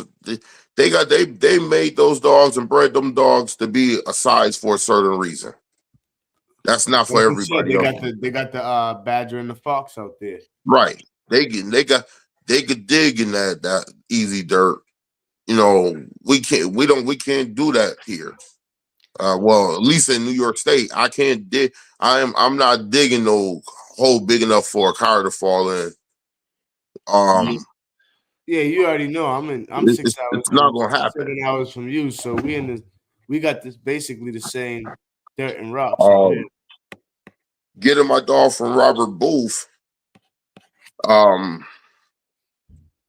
Flint came in. He came off of Clint and what's his dog name? That just Eva. She just had the stroke or the heart attack or something that he was posting. This dog, he's a hard machine. He's about 19 pounds, but this dog he will kill himself to kill what he got to get.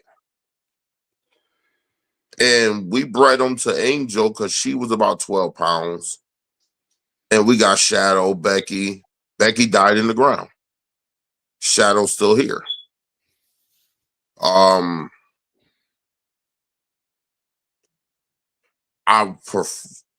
prefer my small dogs, which is going to be the American bred. When I take one of my dogs, I would love to take my dogs over there across the pond to go drop them on a badger, and I'll probably blow their mind. I could lose.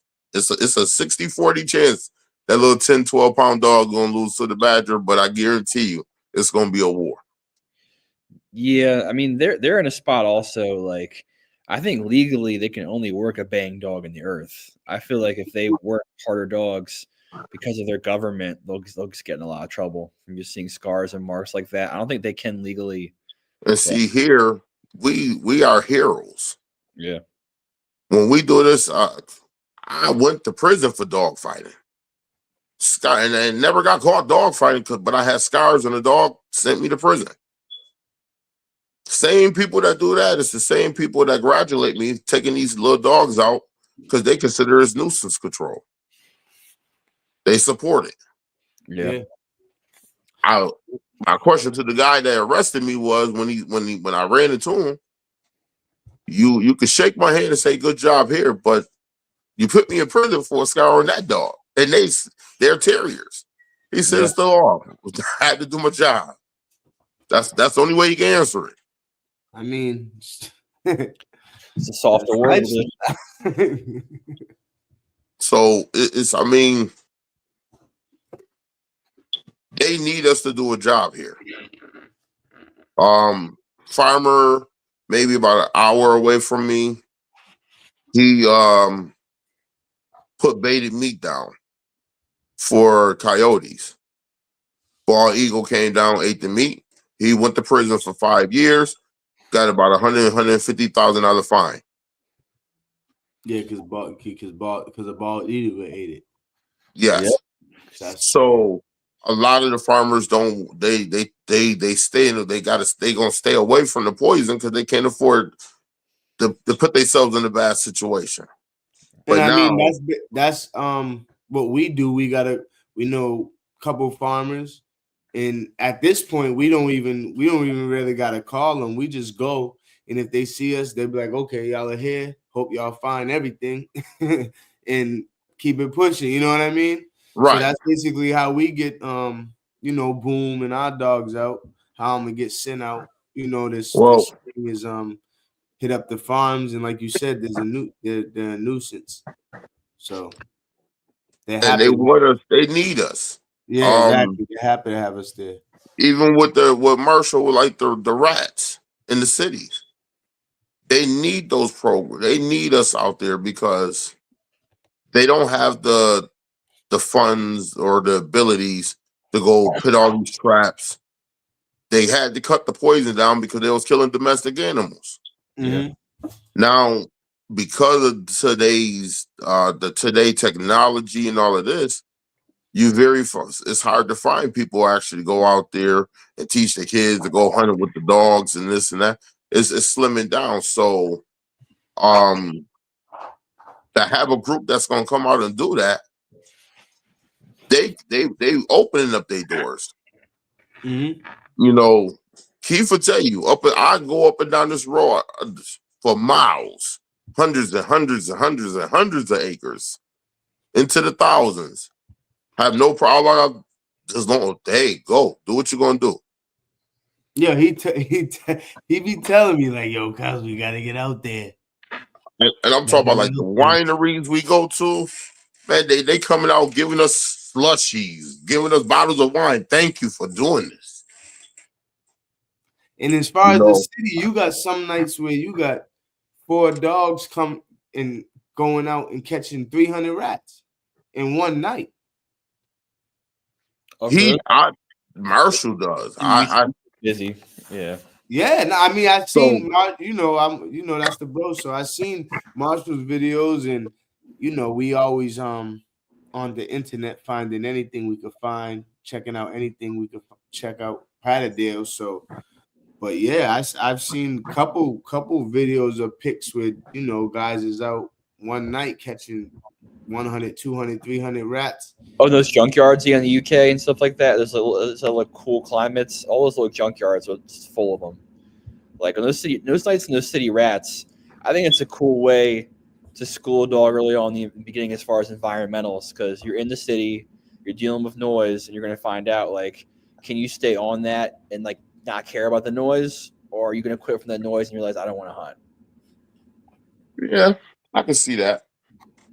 Well, what I talked to my team about was taking our dogs that retire, that we consider retired, because by the time a lot of my dogs reach 2 years old, 2.5, 3 years old, they done did everything that I can't get nothing else out of them.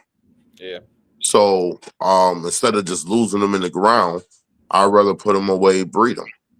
Yeah.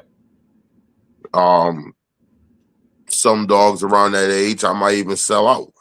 Let somebody buy them and start their yard up, as long as they working. Okay. But I think that we was gonna. I told him, I got a lot of people that asks, will we come in, let the dogs smell out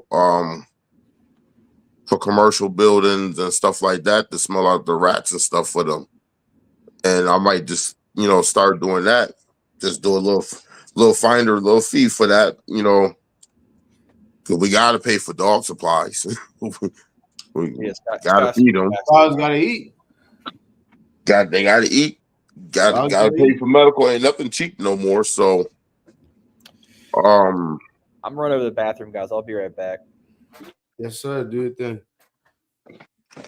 So that's pretty much what we're gonna do on those notes. My kids hunt hard, so they are starting to build their own little team up. The girls is going to do theirs. The boys going to do theirs. Oh, so they yeah, and I've seen the videos, with the kids or the Pixie, his son, holding the coon and all that. So they're doing like their own different type kennel things. Well, we got ladies cut up. We got cut up, and my little ones want. Yeah, they want the babies cut up. My 5-year-old, this will be his first real season going out. Coming in, he been practicing. Him and his my daughter that's 4. They've been practicing and they've been watching and learning. So this season we're gonna take them physically out. Once the weather start breaking, we actually are going to do YouTube videos on each dog. So everyone look out for that. Yeah, we got everything set up and ready to go. So we're gonna give you some entertainment. Great. Guests, we would love for guests to come down, come on a video, come home with us. That's what we do. I don't see that, and I wish for so many people that's getting involved, we need more people working. We need that. Off the top of my head, I could say about 7, 8 kennels that I could think of, but we need more. Mm-hmm. This line ain't gonna last if it's only but a few of us working. Yeah, that's they right. are chasing that dollar for these little dogs. The impact of these little dogs for what they're doing and capable of doing, but they're not working them. And I could tell you this: I watch these dogs. They want to work. It ain't no you're making them work or they put in a position they ain't got no choice to work. Them dogs want to go to work. That's what they do. Yeah.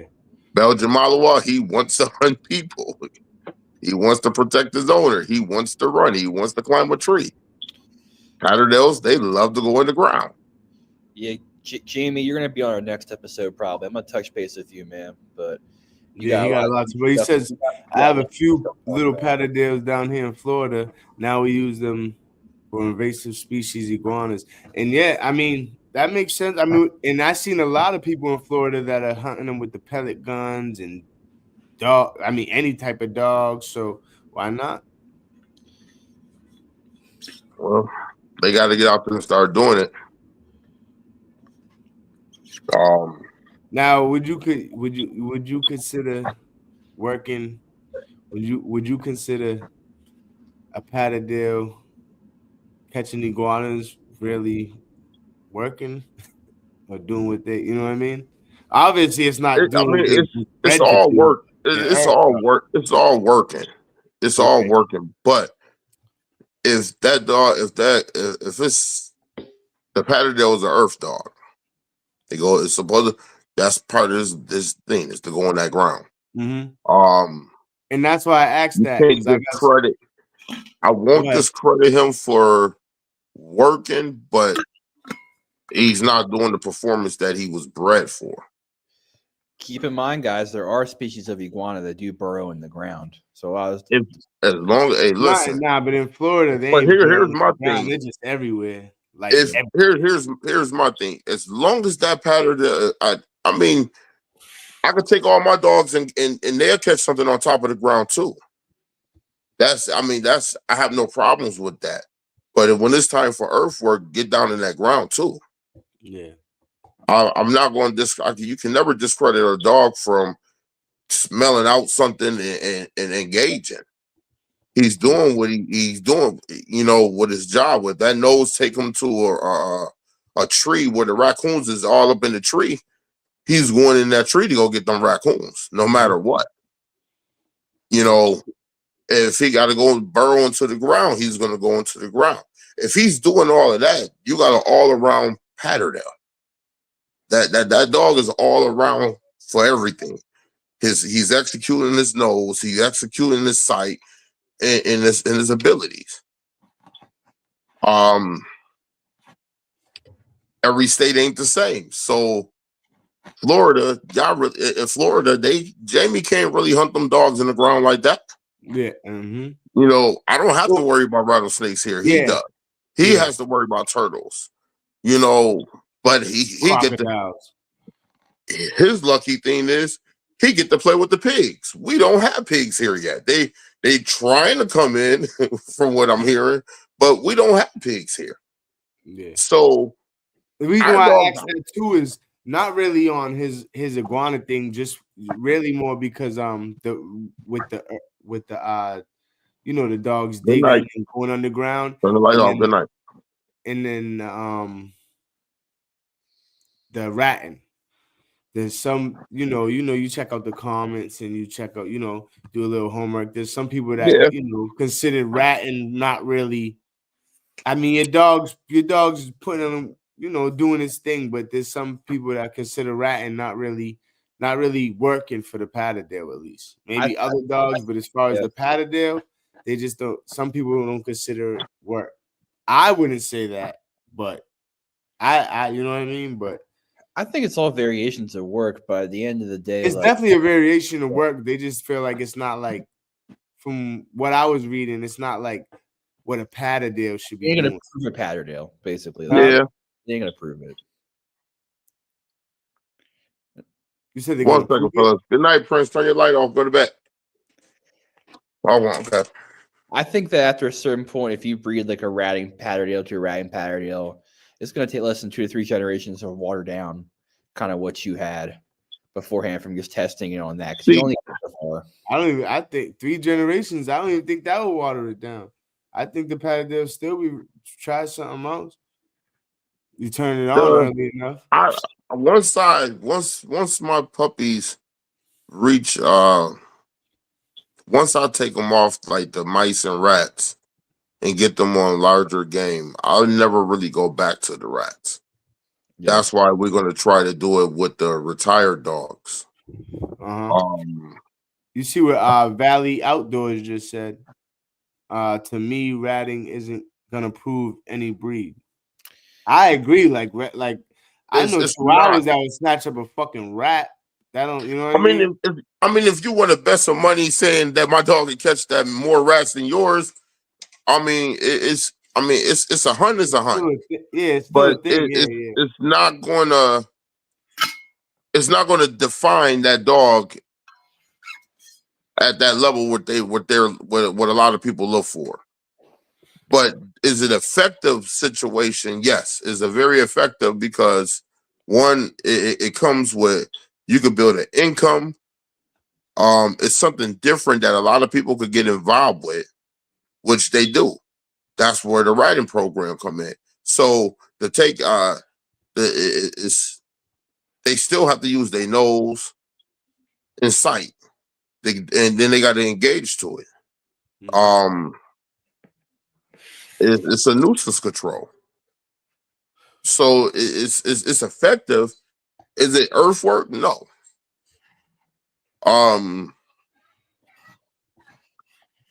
But you got different, like, look at the minks. You can train Joseph the mink man. He got minks that go on the ground to go get the rats. Yeah. So would you consider that a working mink? You get what I'm saying? It got so many different aspects. Leave that door open. I mean, turn that I would down. consider. No, turn the light off. Mink, do your thing. I know I would go. I would consider a working mink just the fact that it's a mink going in the ground killing shit. Like, it's a mink. I mean, you got rat terriers. Yeah, you got we had a Maltese out here that was hunting. We was teaching that how to hunt just as well. It was digging and everything. And that's what I'm saying as far as like the rat, and is like, and that's maybe even not really I'm saying, but as far as like what some people, their opinion it's not really, it's not really, ratting is not really proving nothing, because like you said, you could get a Maltese, you could get a Chihuahua that will snatch and kill a rat. You know what I mean? Shake up a rat. And I get it. And that's, everybody's entitled to their opinion and their direction on how they want to do it. Mm-hmm. You got people that don't like the free cast. I love the free cast. Same. I feel that if you're not free casting, you just took away your dog nose, because you cannot tell me your dog is using his nose in the ground with a groundhog, raccoon, or fox. And the reason why, because if you're digging to your dog, what's the first thing you do? You smell as you getting closer, you get you already smell it when you coming out the hole, and the closer you get to the main part of the den, it gets stronger and stronger. So it's no way in the world that this dog is smelling where live sin is, when the whole den is live sin already. They have to listen for the scratching, and it's dark, so they're not seeing. So what we did was we started focusing on our dog ears, keeping them clean, because it's no way in the world you're going to tell me that this dog he can smell the whole tunnel is all groundhog smell, or the must of the raccoon. It's no way in the world he can smell exactly where that thing is, because it's everywhere. The tunnels is only but so wide. So they have to base on the scratching of that groundhog or whatever movement is what they listening for. So if you ain't free casting your dog, you just dropping your dog in the ground. That's it. Missy, she was a type of dog that I love Missy, but I didn't like her. We didn't like hunting her a lot because soon as she saw a hole, she shot down it. And they would be nothing down there. She just see a hole. It didn't matter. As long as she saw a hole, she went in. Yeah. And then you got to deal with getting her out, and ain't shit even down there. And if she chose to stay down there, we digging for fun. Yep. So to get her out. But a lot of people like the don't want to free cast. Okay, I can't take away from what that's the way you choose to hunt. These are my thoughts and opinions of how I feel about the holes that we done dug, and that my learning experience taught me. So I can't knock that man for not free casting. That's what he chose to do. That's what he chose to do. It's going to be what it is. I mean, everybody have their own solution and ways of doing what they're going to do. So with none of your dogs, you don't use obviously you use the tracking collar, you know, when they're underground. None of your dogs, you don't use the like the collar, the bell and flint collar, with the shock collar, with the beep and the vibrating and all that. No. Okay. Why is that? You just don't, or I don't see the purpose of it. As far as like, okay, so I mean, for a Patterdale, we all know the recall is a little different from other dogs. But as far as like my pit bulls, I'll be having, and I'm gonna try to do it with my Patterdale. We'll see how it goes. But I had my girl Hazel to the point where, you know, she could be anywhere as long as once I click that button and she hear that beep, she coming back. You know what I mean? Which was a good thing when we on farms. For me, to be honest with you, Herbs, my dogs, we keep our veterans train our pups. So, and starting with Doc, I thought Doc would take off and run on me, and Missy would run on me, being the first two ones that I ever worked. And they stayed within a 30, 40 feet distance. Yep, that's my preference too. Perimeter all the way around. Yep. So I mean, I like that. I actually love that. I just, you know, I'm not in that position. I ain't got 700 dogs like you yet. So, but see, even with that, like the veterans, we'll take a young one out with a veteran, and he or she is going to follow the suit with that other dog. Definitely. So I ain't got no vets. Once they learn that, I'm good. They pick that off the veterans, and our job is keep an eye on your dog. Don't let them vision away from you, because yes, they will drop down. They'll find something and be gone. Now, I only had a few dogs that didn't bark when they found something, but overall, my dogs will shoot out a bark on their own. They found something. As soon as I hear that bark, okay, well, it's time for us to go to work. Yeah, you know. What's it? You seen that, Marshall? Valley Outdoors. How far do you want or let a free casting Patterdale go? Biggs kind of answered his question because he said from 30 to 40 feet in a circle. Yeah, my dogs go around the perimeter around us, about 30, 40 feet away around us. Yeah. If you ever pay attention, I've been out with my cousin in Boone, where this motherfucker Boone go a half a mile this way, and then we'll be looking for him to come back this way, and he'll come back all the way from behind us. So it's like this, like I'd be like, yo, where's your dog? But see, he does that on the strength of the fact that Boomerang's size. He wouldn't do that with a smaller dog. Yeah, you probably right. I mean, it's still dangerous because where we at is it's still dangerous. Who could get snatched up by a coyote at any time? But I get what you're saying. I would not agree to do that, but not with the Patterdale.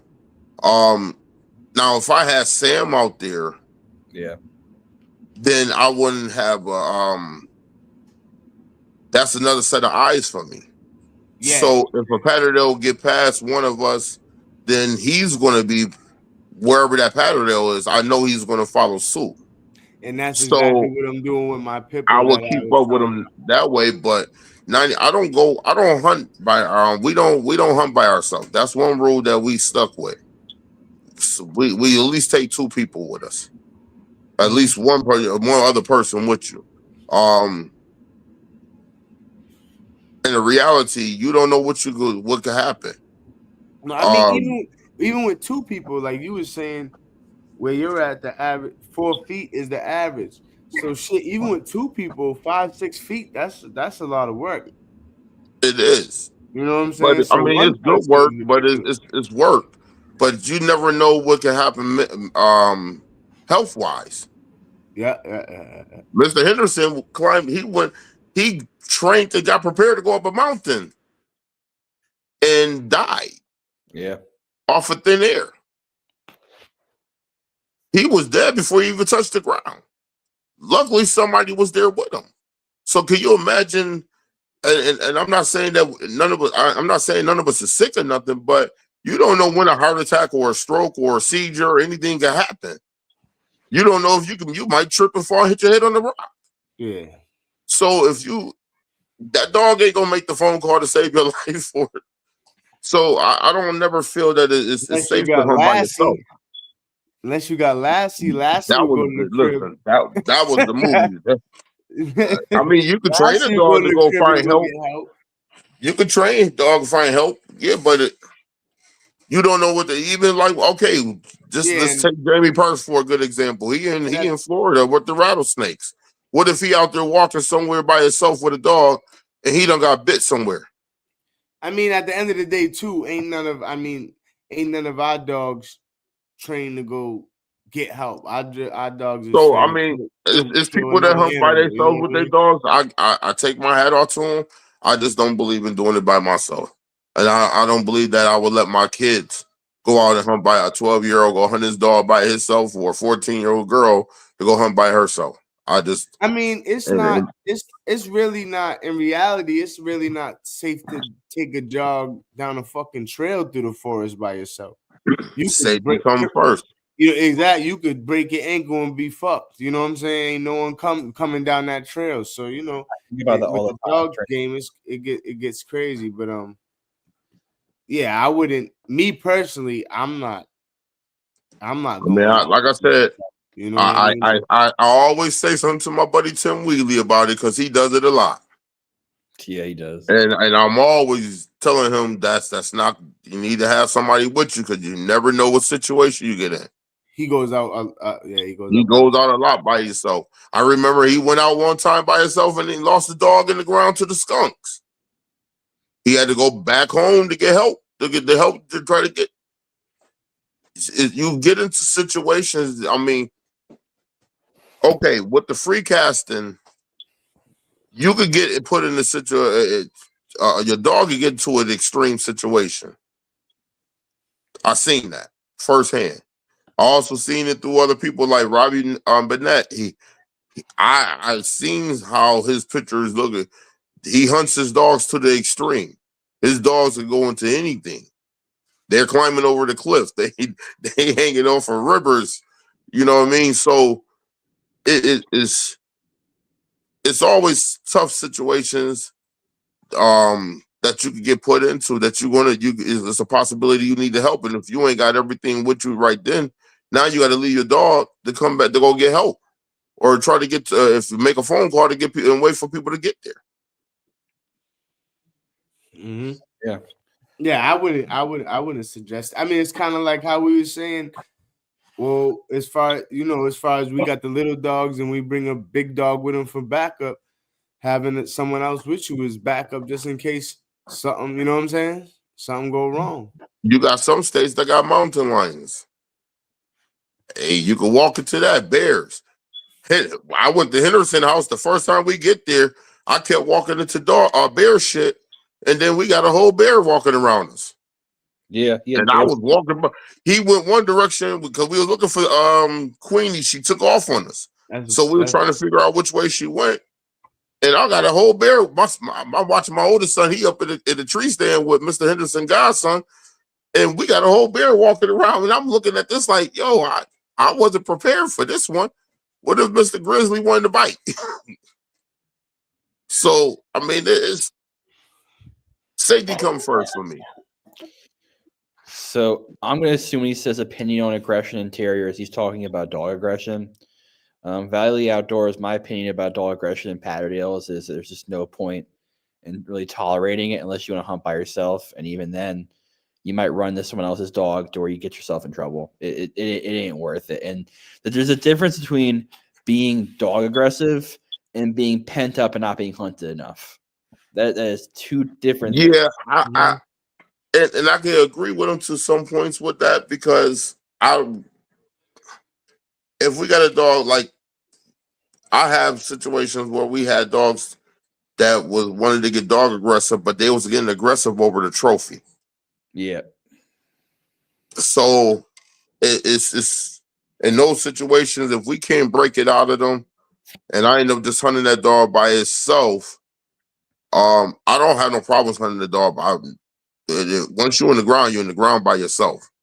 If I gotta find some way to, if we need another dog to come into the scene because either you're too big to get through something and we got something that's smaller that can, then I might take that situation, pull that dog out and then drop this one in. But that, like putting 3 or 4 dogs on one thing in the ground or something like that, no, I don't agree with. So, because that will draw dog aggression because the dogs are still on top of each other trying to get to it. And now there's a trophy. Right. So, but if I just got a dog that's straight out just aggressive towards dogs, nah, we won't even keep him. I mean, really, aggression towards dogs in any breed, unless you fighting them, is pointless. That's the only, and you got to keep them separated at all time, anyways. Yeah, in any breed, and I know. I went through that. I can't. I gotta. My male Onyx, he's a pit bull, and I can't bring him hunting because he'll snatch something. Plain and simple. Ain't a question about it. You know what I mean? Obviously, he's a pit bull, so it's it's to do so. But if we got something that's just he wasn't like that. If it's just straight dog aggression, we get rid of it. Yeah, it don't serve no purpose on the yard. I don't have time to fight with dogs fighting each other while we trying to work. Mm-hmm. Yeah, dog aggression has nothing to do with being aggressive on quarry. And I don't care for people biters. Yeah. A lot of people don't, and that's a good thing. Like I get a lot of people that come down and hunt with us. And for me this is for me. For me to prove my dogs to where I want them to be, my gesture for me was when I get guests, I'll fall back and let them hunt my dog.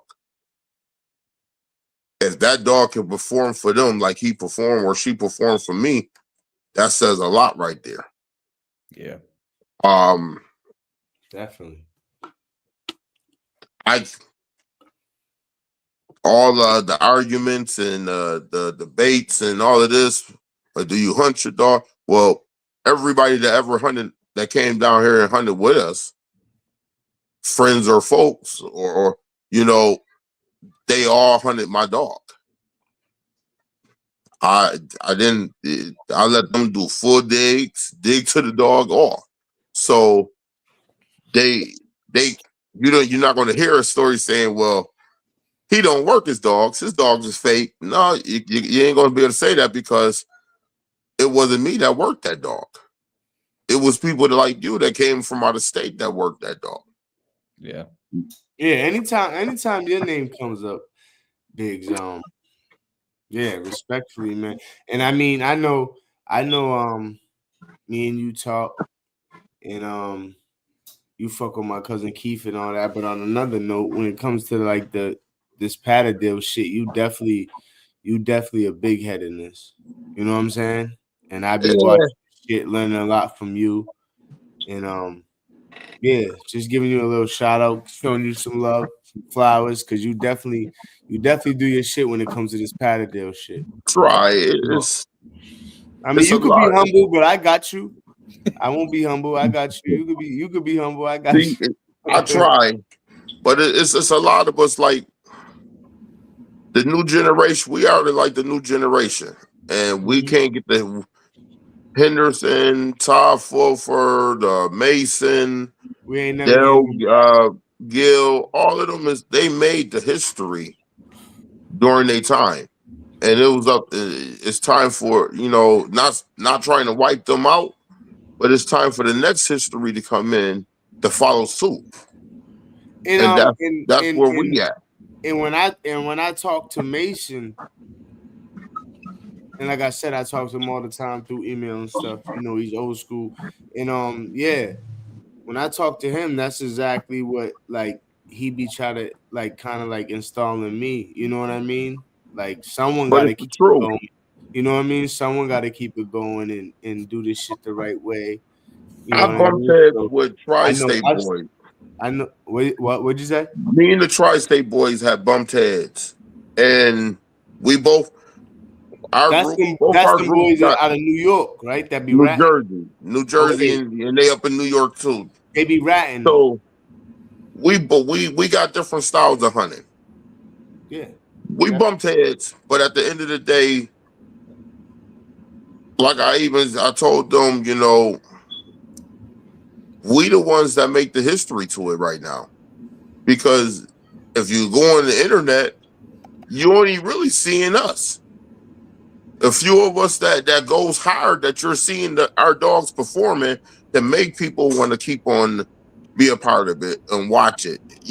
Even though people that don't hunt the dogs, we're making them want to even just have one because they're seeing that what our dogs is capable of doing. They just don't know how to get. They just either lazy, don't want to do the work to put the dogs in that situation. And like I was telling them, I mean, and they agreed. They said the same thing. Why should we be bumping heads and we out here working to keep this breed alive? Yeah. So, the people could learn their style, learn our style, then come and create your own style. Why not? It's the same thing like karate. Bruce Lee took while we're doing different that, styles though, and he created his own. While we're doing that though, we gotta, and I know you're gonna feel this. We gotta keep the original shit still pure. Right. So the history is coming from us, and we got to push it. We still got about a good 15, 20 years, 30 years in it. So got to push it hard and continue the lines because the generations of that bloodline is going to change. Mm-hmm. It ain't going to stay the same. So, and you saying that, let me put out the because that's what we're trying to do, and that's our focus.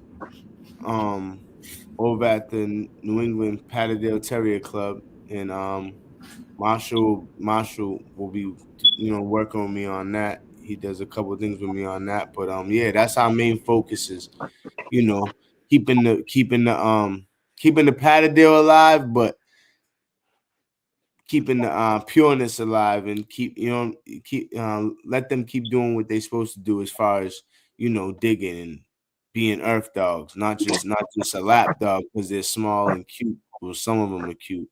And just having a good community, man. I feel like it's building a good, strong community behind the dog that you work. Makes it really. Definitely. I don't think that's one thing where there's other breeds where there's.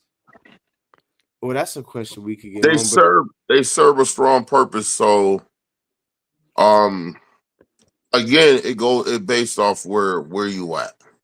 Mm-hmm. Here, Buffalo, New York, outside of Buffalo, New York, they need me. I'm gonna say it bluntly like that. And there's farms. Anywhere there's farms. I agree. Anywhere is farm, they need it.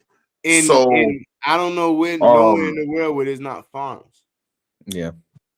I don't see the states ever turning against it because it helps them keep balance. Yeah. And as long as our youth is not growing, I mean, this this is something that's dying. Is kids don't do outdoor stuff; they go on the internet.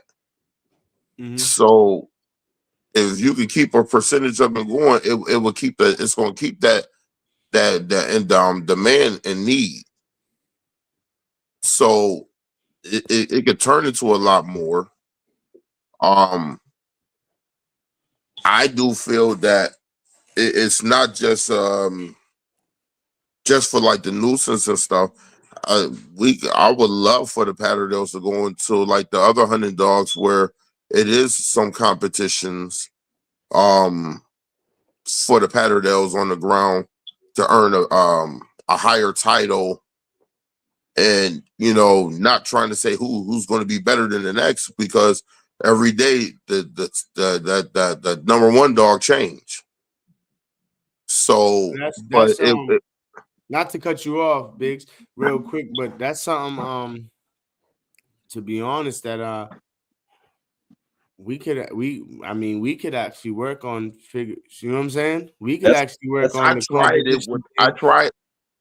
I did try it. One season I pulled an event called the Super Bowl, where bring your dogs out, and I had to set up like the regular season and the playoffs for the Super Bowl.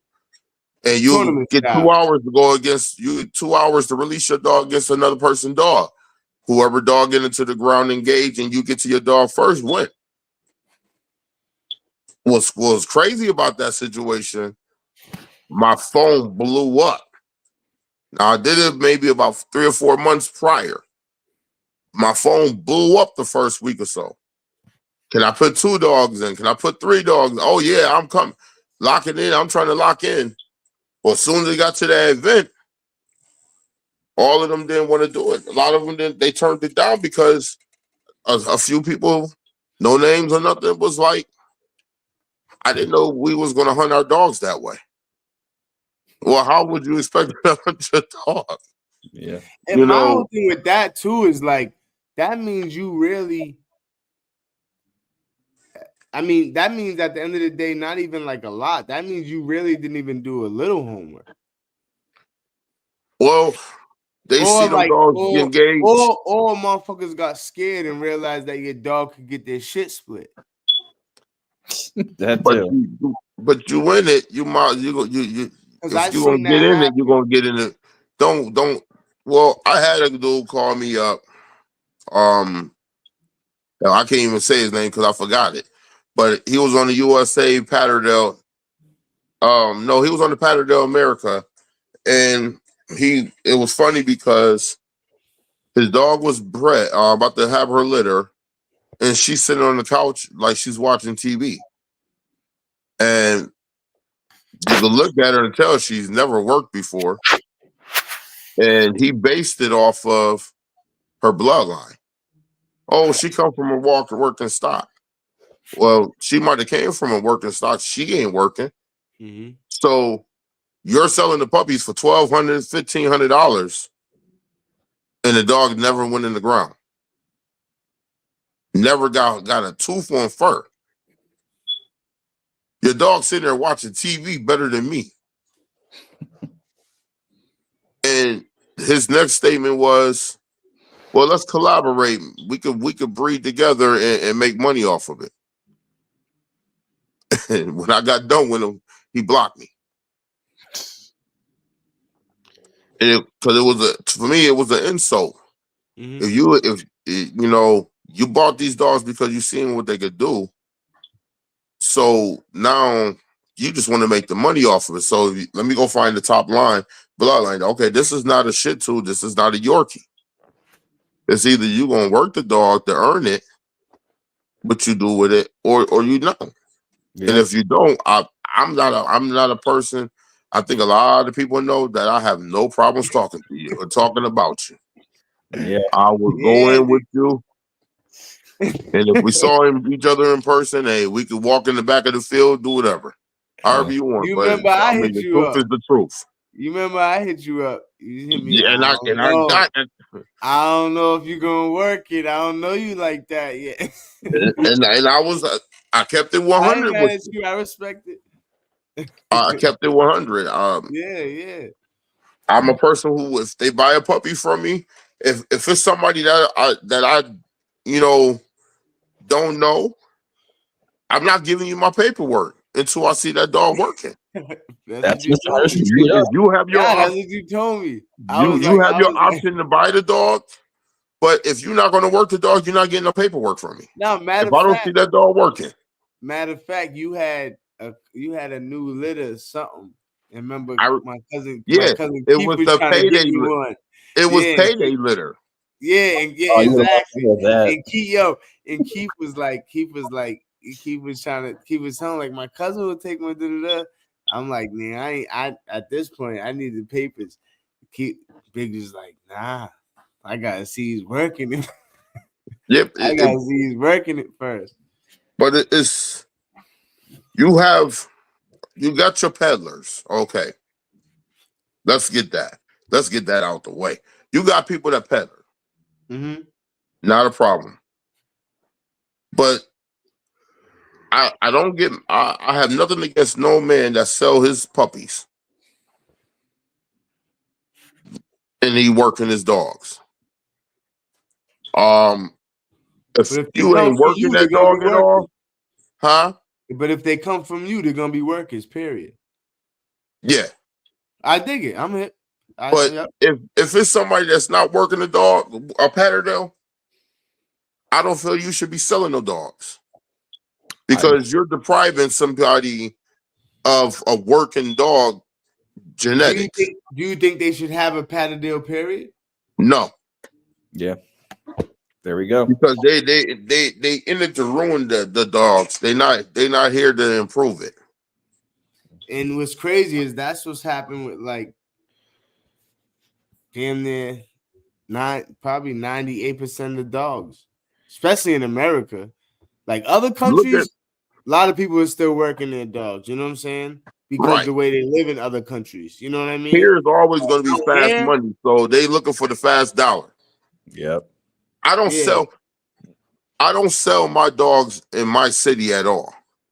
Nobody in my city gets my dogs. Then nobody has my bloodline except for my circle and my circle only. And why is that? Because I know they're not going to work. If they were going to work a dog, they would already been out here working with me. Factual. So I know what they was doing. I know what direction they going.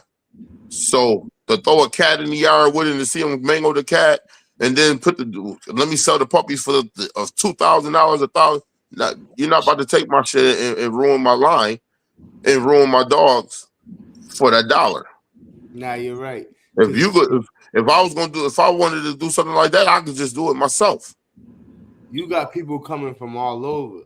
So if they was really getting busy and they're only an hour away, yeah, they're gonna rock with you. Cause I'm a rock with you this spring and this summer, and I'm 7-8 hours away. So if I'm a half an hour away, I'd probably be at this live at your crib right now. And that's my thing. So my circle is real tight, and we don't sell them dogs to nobody local. I dig it. I get where you're at with it. I dig it. I look at the cost of living. I take care of 5 kids by myself. Mm-hmm. On top of all the dogs. So when I sell some of my puppies, I that money goes into this whole situation. Yeah. This whole situation pays for the dogs. It works the dogs. It does everything. So if I was considered a peddler for that, then hey, I'm best peddler, but you're not getting a dog from me that's coming off of bullshit. You're getting a good working stock, working dog, and you ain't touching the dog unless you're gonna work it. That's not a peddler though. Someone with all that's not a peddler. And I agree. Just have dogs and sell them. It don't matter if the peddlers will sell a dog with a broken fucking leg. I don't see a lot selling worse than that. Oh yeah, exactly. So you already know that's a you get rid of dogs to do certain things. I don't. And here's the crazy thing: we might sell 2 or 3 puppies. It all depends on how big the litter is, because we like to keep half our dogs so we can work them. Yeah, nah. I mean, keeping up with them is key. And you've You been know, it's I, huh? what were you gonna say? I love to see each litter. I prove something out of each litter, Yeah, so I make sure that we keep something. you I got might not even have the room sometimes, but we gonna keep it. no. You have to. I mean, I think it was Mr. Henderson that told me in the beginning that like you got your tree, which is your main dogs, like your Doc and Missy. You got your apples. You don't cut down your tree and sell your tree. Otherwise, Right. how are you gonna get your apples? Like That's a fact. yeah, it's 100% a fact. Like you were talking about people proving dogs out and stuff. Mr. Henderson didn't let me buy Barry until the third time I dug to him with him. I know he told me, Yeah. and I was glad. He wanted to make sure you was going to put that work in and that you was for real. Oh, he told me he had a guy who dug with him for an hour and a half, and he gave the guy a shovel back, and he said, "Fuck off and buy a poodle." Those were his words, his exact damn words. But You know, a lot of people went at Todd Fulford because he sold a lot of dogs. A lot of people wouldn't even be in the game if it wasn't for Todd. yeah, I agree. I was one of them, but you can't. I mean, I can't expect him and Mason, Mr. Gill, all the older guys to continue. Okay, they in age. Todd ain't that far up in age, but the man work all damn day, 24/7 to provide for his family. You can't expect he done made his history working dogs. So he did what he had to do. So people buying dogs from 90% of the dogs that you've seen around there, that's American dogs, they pretty much came from him.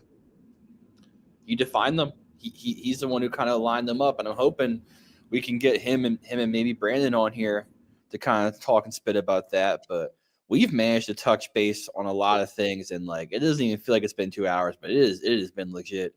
It's 2 hours rapping and putting out a lot of info. We're gonna have to definitely like play this back and do a round 2 of this because I feel like there's so much more the three of us can like touch on, like for sure. Yeah, definitely. I guess we could finish up on some of these questions. We got one more thing that just popped up. So do you think a Patterdale is a good beginner dog for a wannabe dog man like me? Now you're a wannabe. I can't recommend anything to you if you use the word wannabe. Well, if you want to be a wannabe, then you shouldn't be in the dog business at all. Yeah, it's either. I mean, if you got a patter, a good dog. You got me twisted up right now. Hold on. Whether you got a Patterdale, pit bull, whatever if you plan on hunting that dog, then you hunt that dog. So a pattern, if you got a good pattern, if you got your Patterdale to start off, get started. I'm gonna give you a good example. Keith came down here for 2 years. He didn't own a dog. He owned all the equipment. He had shovels. He had collars, locators. He had medical gear. He had everything you need to go hunt your dog with. But he didn't have a dog. And he came down here for 2 years faithfully to work a dog. And it turned out to be one of the top performers that I could say. So, I mean, for you to start off with a Patterdale, yeah, it starts off with a Patterdale. But wherever you locate it, start going to try to find people or travel to learn more about them. Yes. And work them. You got a lot of people that have no problems. A lot of veterans don't really have no problems inviting you to come work, but don't go waste their time either. Yes. Cause then you'll burn it where they don't want nobody to come work, to come down to work with them. And that's where a lot of these guys that close their doors on a lot of people, because they ain't got time to waste with you. It's either you're gonna come work a dog or you're not. I don't let people, ain't nobody driving down here 6 hours, 10 hours of driving for us to go fishing or go into the amusement park when we supposed to be working dogs. We work dogs. Earthwork is like deceivingly plentiful because there's always So- going to be dogs, there's always going to be raccoons, there's always going to be foxes. So like It's always going to be. I mean, you might even have a day that you don't find. We had many a times that we didn't find nothing, but we enjoyed that day. Yeah. So no, get you a Patterdale. Don't call yourself a wannabe, because that's you're not a wannabe dog man. It's either you're going to be a dog man or become a dog man, or you're not. I'm gonna give you an old saying that we say in the biker world. When you get on your motorcycle, there's two type of bikers. That's one that's going to fall on that bike. He's going to drop that bike, or he already dropped it. So get you a Patterdale. You're going to start off. Do what you got to do. Don't be a wannabe. Don't go buy a dog that's already working and then you call yourself working. Get you a puppy and start training yourself. Start teaching, start learning your own methods on how to work that dog. Yeah, and LYL Outdoors is a friend who is Maryland based. So being in the state of Maryland, you're not in a bad state for earthwork at all. No, you only but like 6 hours from me. You could drive on down. Yeah. We will put you to work. I think when he says wannabe, he Yeah, I know. I'm just picking with him. He is smart. Yeah. Listen, actually, I got a 12-year-old and I got a 14-year-old that's down here that will take you out and train you how to work a dog. Now, you might feel a little weird that this girl and this little boy teaching you how to work a dog, but they don't took a lot of people out and taught them. That's what's up. And you could always come here. We're trying to do this, every Wednesday. Kill's coming here too, for sure. Yeah, BIGS would like to have you on here whenever you're available, but we're trying to get this going every Wednesday. You know what I mean? Sure. 10 p.m. every Wednesday. So anytime you're available, Wednesday, 10 p.m. Chop it BIGS up. would love to have you, even if we're doing an interview with someone else. You know what I mean? But yeah. LYL Outdoors, you could always come over here and learn something on this live podcast, because we talk everything and anything Patterdale with my man Marshall. And I want y'all to represent my man Jamie Perks, Headhunter Kennels, down in Florida, Tampa. We definitely soon as our snow started leaving, we get back in our 50s. We start our YouTube videos. Okay. So look out for those, y'all. We gonna go real. We got about what's your page? Puppies. What's the name of your page, real quick, so they know where to go? Yeah. That our release. I believe it's gonna be Cut Up Kennels 716. I ain't no computer whiz. I suck on these. If you learned that earlier. Hey, you got here. Listen, I struggle. Yeah. Got here though. Hit me up if we you about to update the website. Page, I got you. It's been a year since we updated the website, so we're gonna update that. We're gonna put a lot of the new dogs. We got about 7, 8 puppies that's ready to show, that we're gonna bring out and get them started. I had lost, Payday died last year, beginning of last year. But I got his niece and nephew that just came in. I had sent his littermate sister down to Supa up in Maryland. Yeah. And I had him breed her to the Mason. So we got some nice little pups. that's gonna act up. Relax. And we also got Fire, got some puppies off of her that's ready to show. We got a few different breedings that we had did up down here that we've been keeping quiet, and we're gonna introduce them. We got Robin. He comes off of Fire and Doc. We're gonna have him showing out real heavy this year. Chase. We have Chase here. Thanks to my buddy Todd who bought Chase from us when Fire and Doc first had their first litter. Chase did a lot of work last year. His performance was excellent.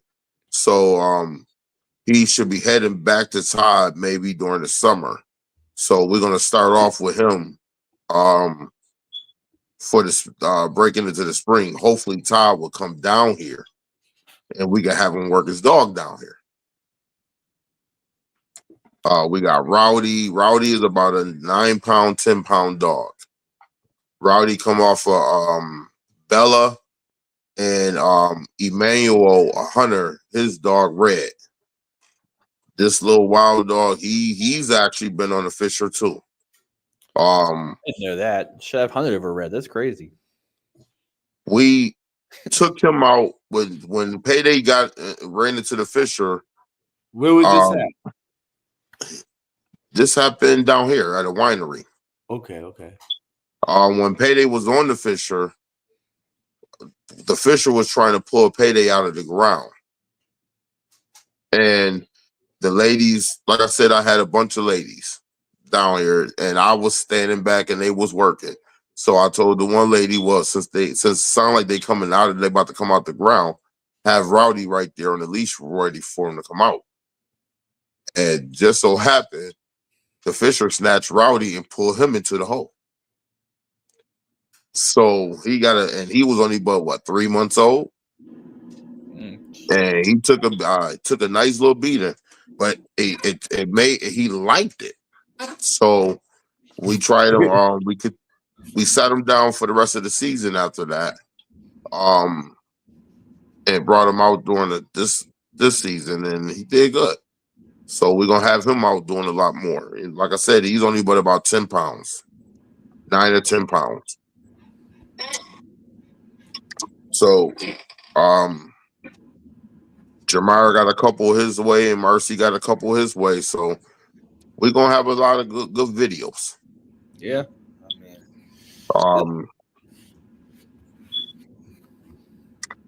We got some firecrackers that Keith is dying to see.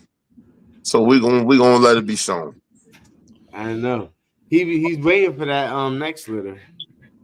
I already know. Yeah, I know. He's waiting for that next litter. When Fire dropped this litter, I'm hoping that everything is perfect with it. That's gonna be the perfect dog for him. He's been dying for that. She got Fire been on about 4 fox. The last fox, it was with Keith and April. Keith came in from Boston. April came in from West Virginia, and it was crazy because where we was at. Boom, or he was before he had Boom. Just before Boom came in the picture. All right. Actually, no, Boom was in the picture. I think Boomer where he was still young. Matter of fact, let me see. What was it 23? It was 2023, and we ended up going to Eden, New York, to a vegetable farm, and these boxes were like coffins. They were stacked on each other, about 12. Fire went into it, and we heard her rumbling, but we couldn't figure out we figured it was a raccoon in there. Mm-hmm. So the boxes were still sturdy and solid, so we couldn't break them, bust open. We had to lift each box off till we get down. We done got stung by bees, stepped on nails. Finally, when we get down to the last box, Fire comes out with a fox. Said, okay. Then after she killed that, she turned right around and killed the raccoon about 2 hours later. Damn. That's stamina. Yeah, I would say stamina. That's a good one for it. Stamina. She has a method. She breaks every time she go in, she break her bottom jaw and she put the rest of the work in. Yeah, I just love dogs like fire, man, because that's the kind of dog where like anyone can touch with, mess with it, and then she's just on it, ready to rock and work. And that Barry was like that too. Yeah. Like, you could have him in your lap, hanging out, just like how your dog is right now, around, and then just like have him just roll out and work. So, we're gonna also have Foxy out this year. Okay. See, in the beginning, I didn't do a lot of work in the public eye with Foxy. Marshall, you did take her, right? Yeah, she got exposed to everything in the beginning. Yeah, she was exposed. We just never really publicized her. Yeah. Now you want to talk about dog aggression? She don't like young females, which is crazy because she grew up in like my training facility, like working and doing all this shit. She ended up killing 2 young females. What? She killed, knocked them, took their jugular right out. So, but if you out hunting with her, she'll hunt with them all day long. She don't bother the older females. She don't bother the males. She just don't like young females. And we took her out last season. She ain't letting them come up. Kind of on some, like, you know what I mean? She ain't letting them. In her mind, she ain't letting them grow up and take over her spot. I'm gonna just take care of you now. I don't know how she thinks. Foxy's a different planet when it comes to thinking. On some old lion pack shit. Like, I'm gonna just take care of you now before you try to take my spot in 3 years. But she just woke up one day like that. Like, it was like she was. Just, I'm a puppy. Just came out of nowhere with it. Bam! I want to kill everything. But work her ass off. Yeah. With no problems. But everybody gonna like to see what we got coming out. Yeah. You know, we'll be watching. We'll keep them updated. Yeah. But on that note, man, I feel like we got a lot covered. It was great. It was great talking to you today. I'm really happy you're able to be our first guest. We were able to go over. I'm excited. Definitely. I'm like excited. I said, man, anytime you want to rock with us, and we'll be doing this every Wednesday. Some Wednesdays it'll just be us, me and Marshall, and hopefully you know, talking about the Patterdale. And then other Wednesdays we'll have some interviews. You know what I'm saying? So, hey, I'm around. You already know that. All right. I might even let. Hey, if you want, you can snatch the kids up. They you can snatch the kids up. They go live. Oh, I know. Yeah. I mean, listen. Marshall, you already know. We could definitely do it and do the kids edition and get them involved. You know what I mean? Get King on here. Sure. Yeah, King is definitely King. He'll try to run the whole show. Okay. My son's 7. He's a city boy, but I'm a when I get out there. What you think we was? We was city people. We was city. I know. I ain't come from the country. We just moved in and just took over. Yeah, I'm here. So yeah, but when I come out to that, what's that? August 25th or August 29th? The 20. Yeah, we got our show August 29th. Yeah, I'll be out there with my son. So you already know. But we are going to make it to Chris Aiken's event June 7th. We are going. We're gonna probably bring about maybe 6 dogs down there. Okay.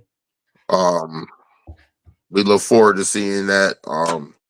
Seeing that Calvin in the Patterdale Association is trying to open up something to bring more to it. We're gonna try to give our best support to help blow it. To help the Patterdales.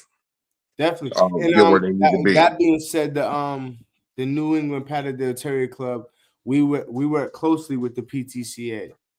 So anything we do on the New England Patterdale Terrier Club side is the PTCA is involved.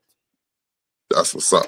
So yeah, I'm rocking with Kelvin, and we're gonna make things happen. You gonna make things happen. We're gonna do it all together. You know what I mean? So definitely gonna make things happen for the Patterdale and get this breed where it's supposed to be. And like I said, we invite anybody that want to come down. All right, come down. Yeah, we're gonna have to Our take doors that is open. trip. Marshall. Oh yeah, I'm always down for that if I can, but we gotta get going sooner than later. He's ready right now. And Marshall, we didn't even get a chance to really even get out there. Nah, we did. We did a lot of scouting. We get some initial spots, but I could tell from what I saw from where we were at, like you got a lot of options for sure. Listen, we got areas for raccoons. We got areas for the ground. If you want to see how good your dog is going to do with groundhogs, I have an area to take you. I promise you. Don't expect to get your dog out the ground nothing under an hour. It guaranteed you gonna put some time in it. Out here, we got some farms and stuff, but you could go.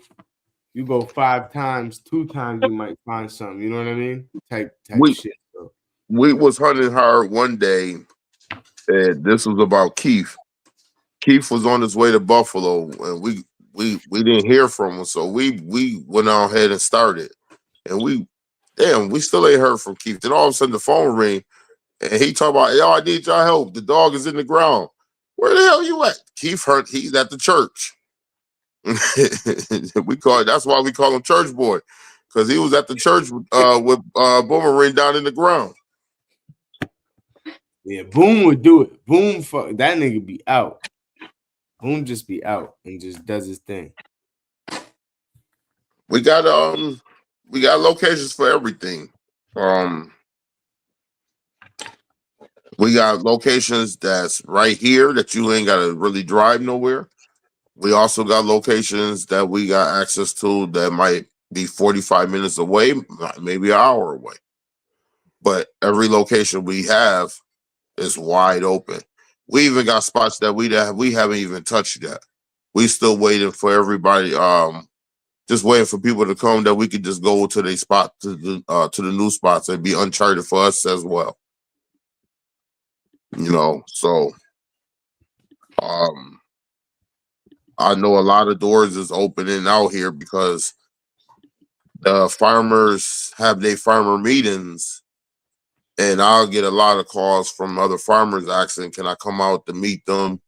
So they want to see what we actually do and, how we go about it so we can get on their property as well.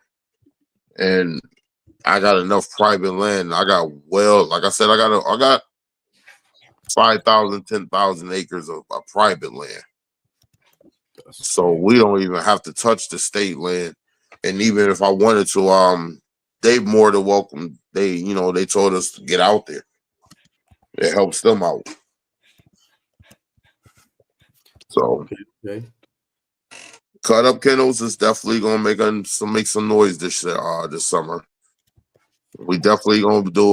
We are gonna make some travels, some trips to people. We're gonna have some fun. Cool. Yeah. That being said, shout out to Cut Up Kennels, the bro Marshall, Live Your Life Dogs, New England Patterdale Terrier Club. We're gonna see y'all next Wednesday. Yep. Talk more about the Patterdale Terrier, learn more about the Patterdale Terrier, and go from there. Big shout out to you. Thanks for coming through. Appreciate it.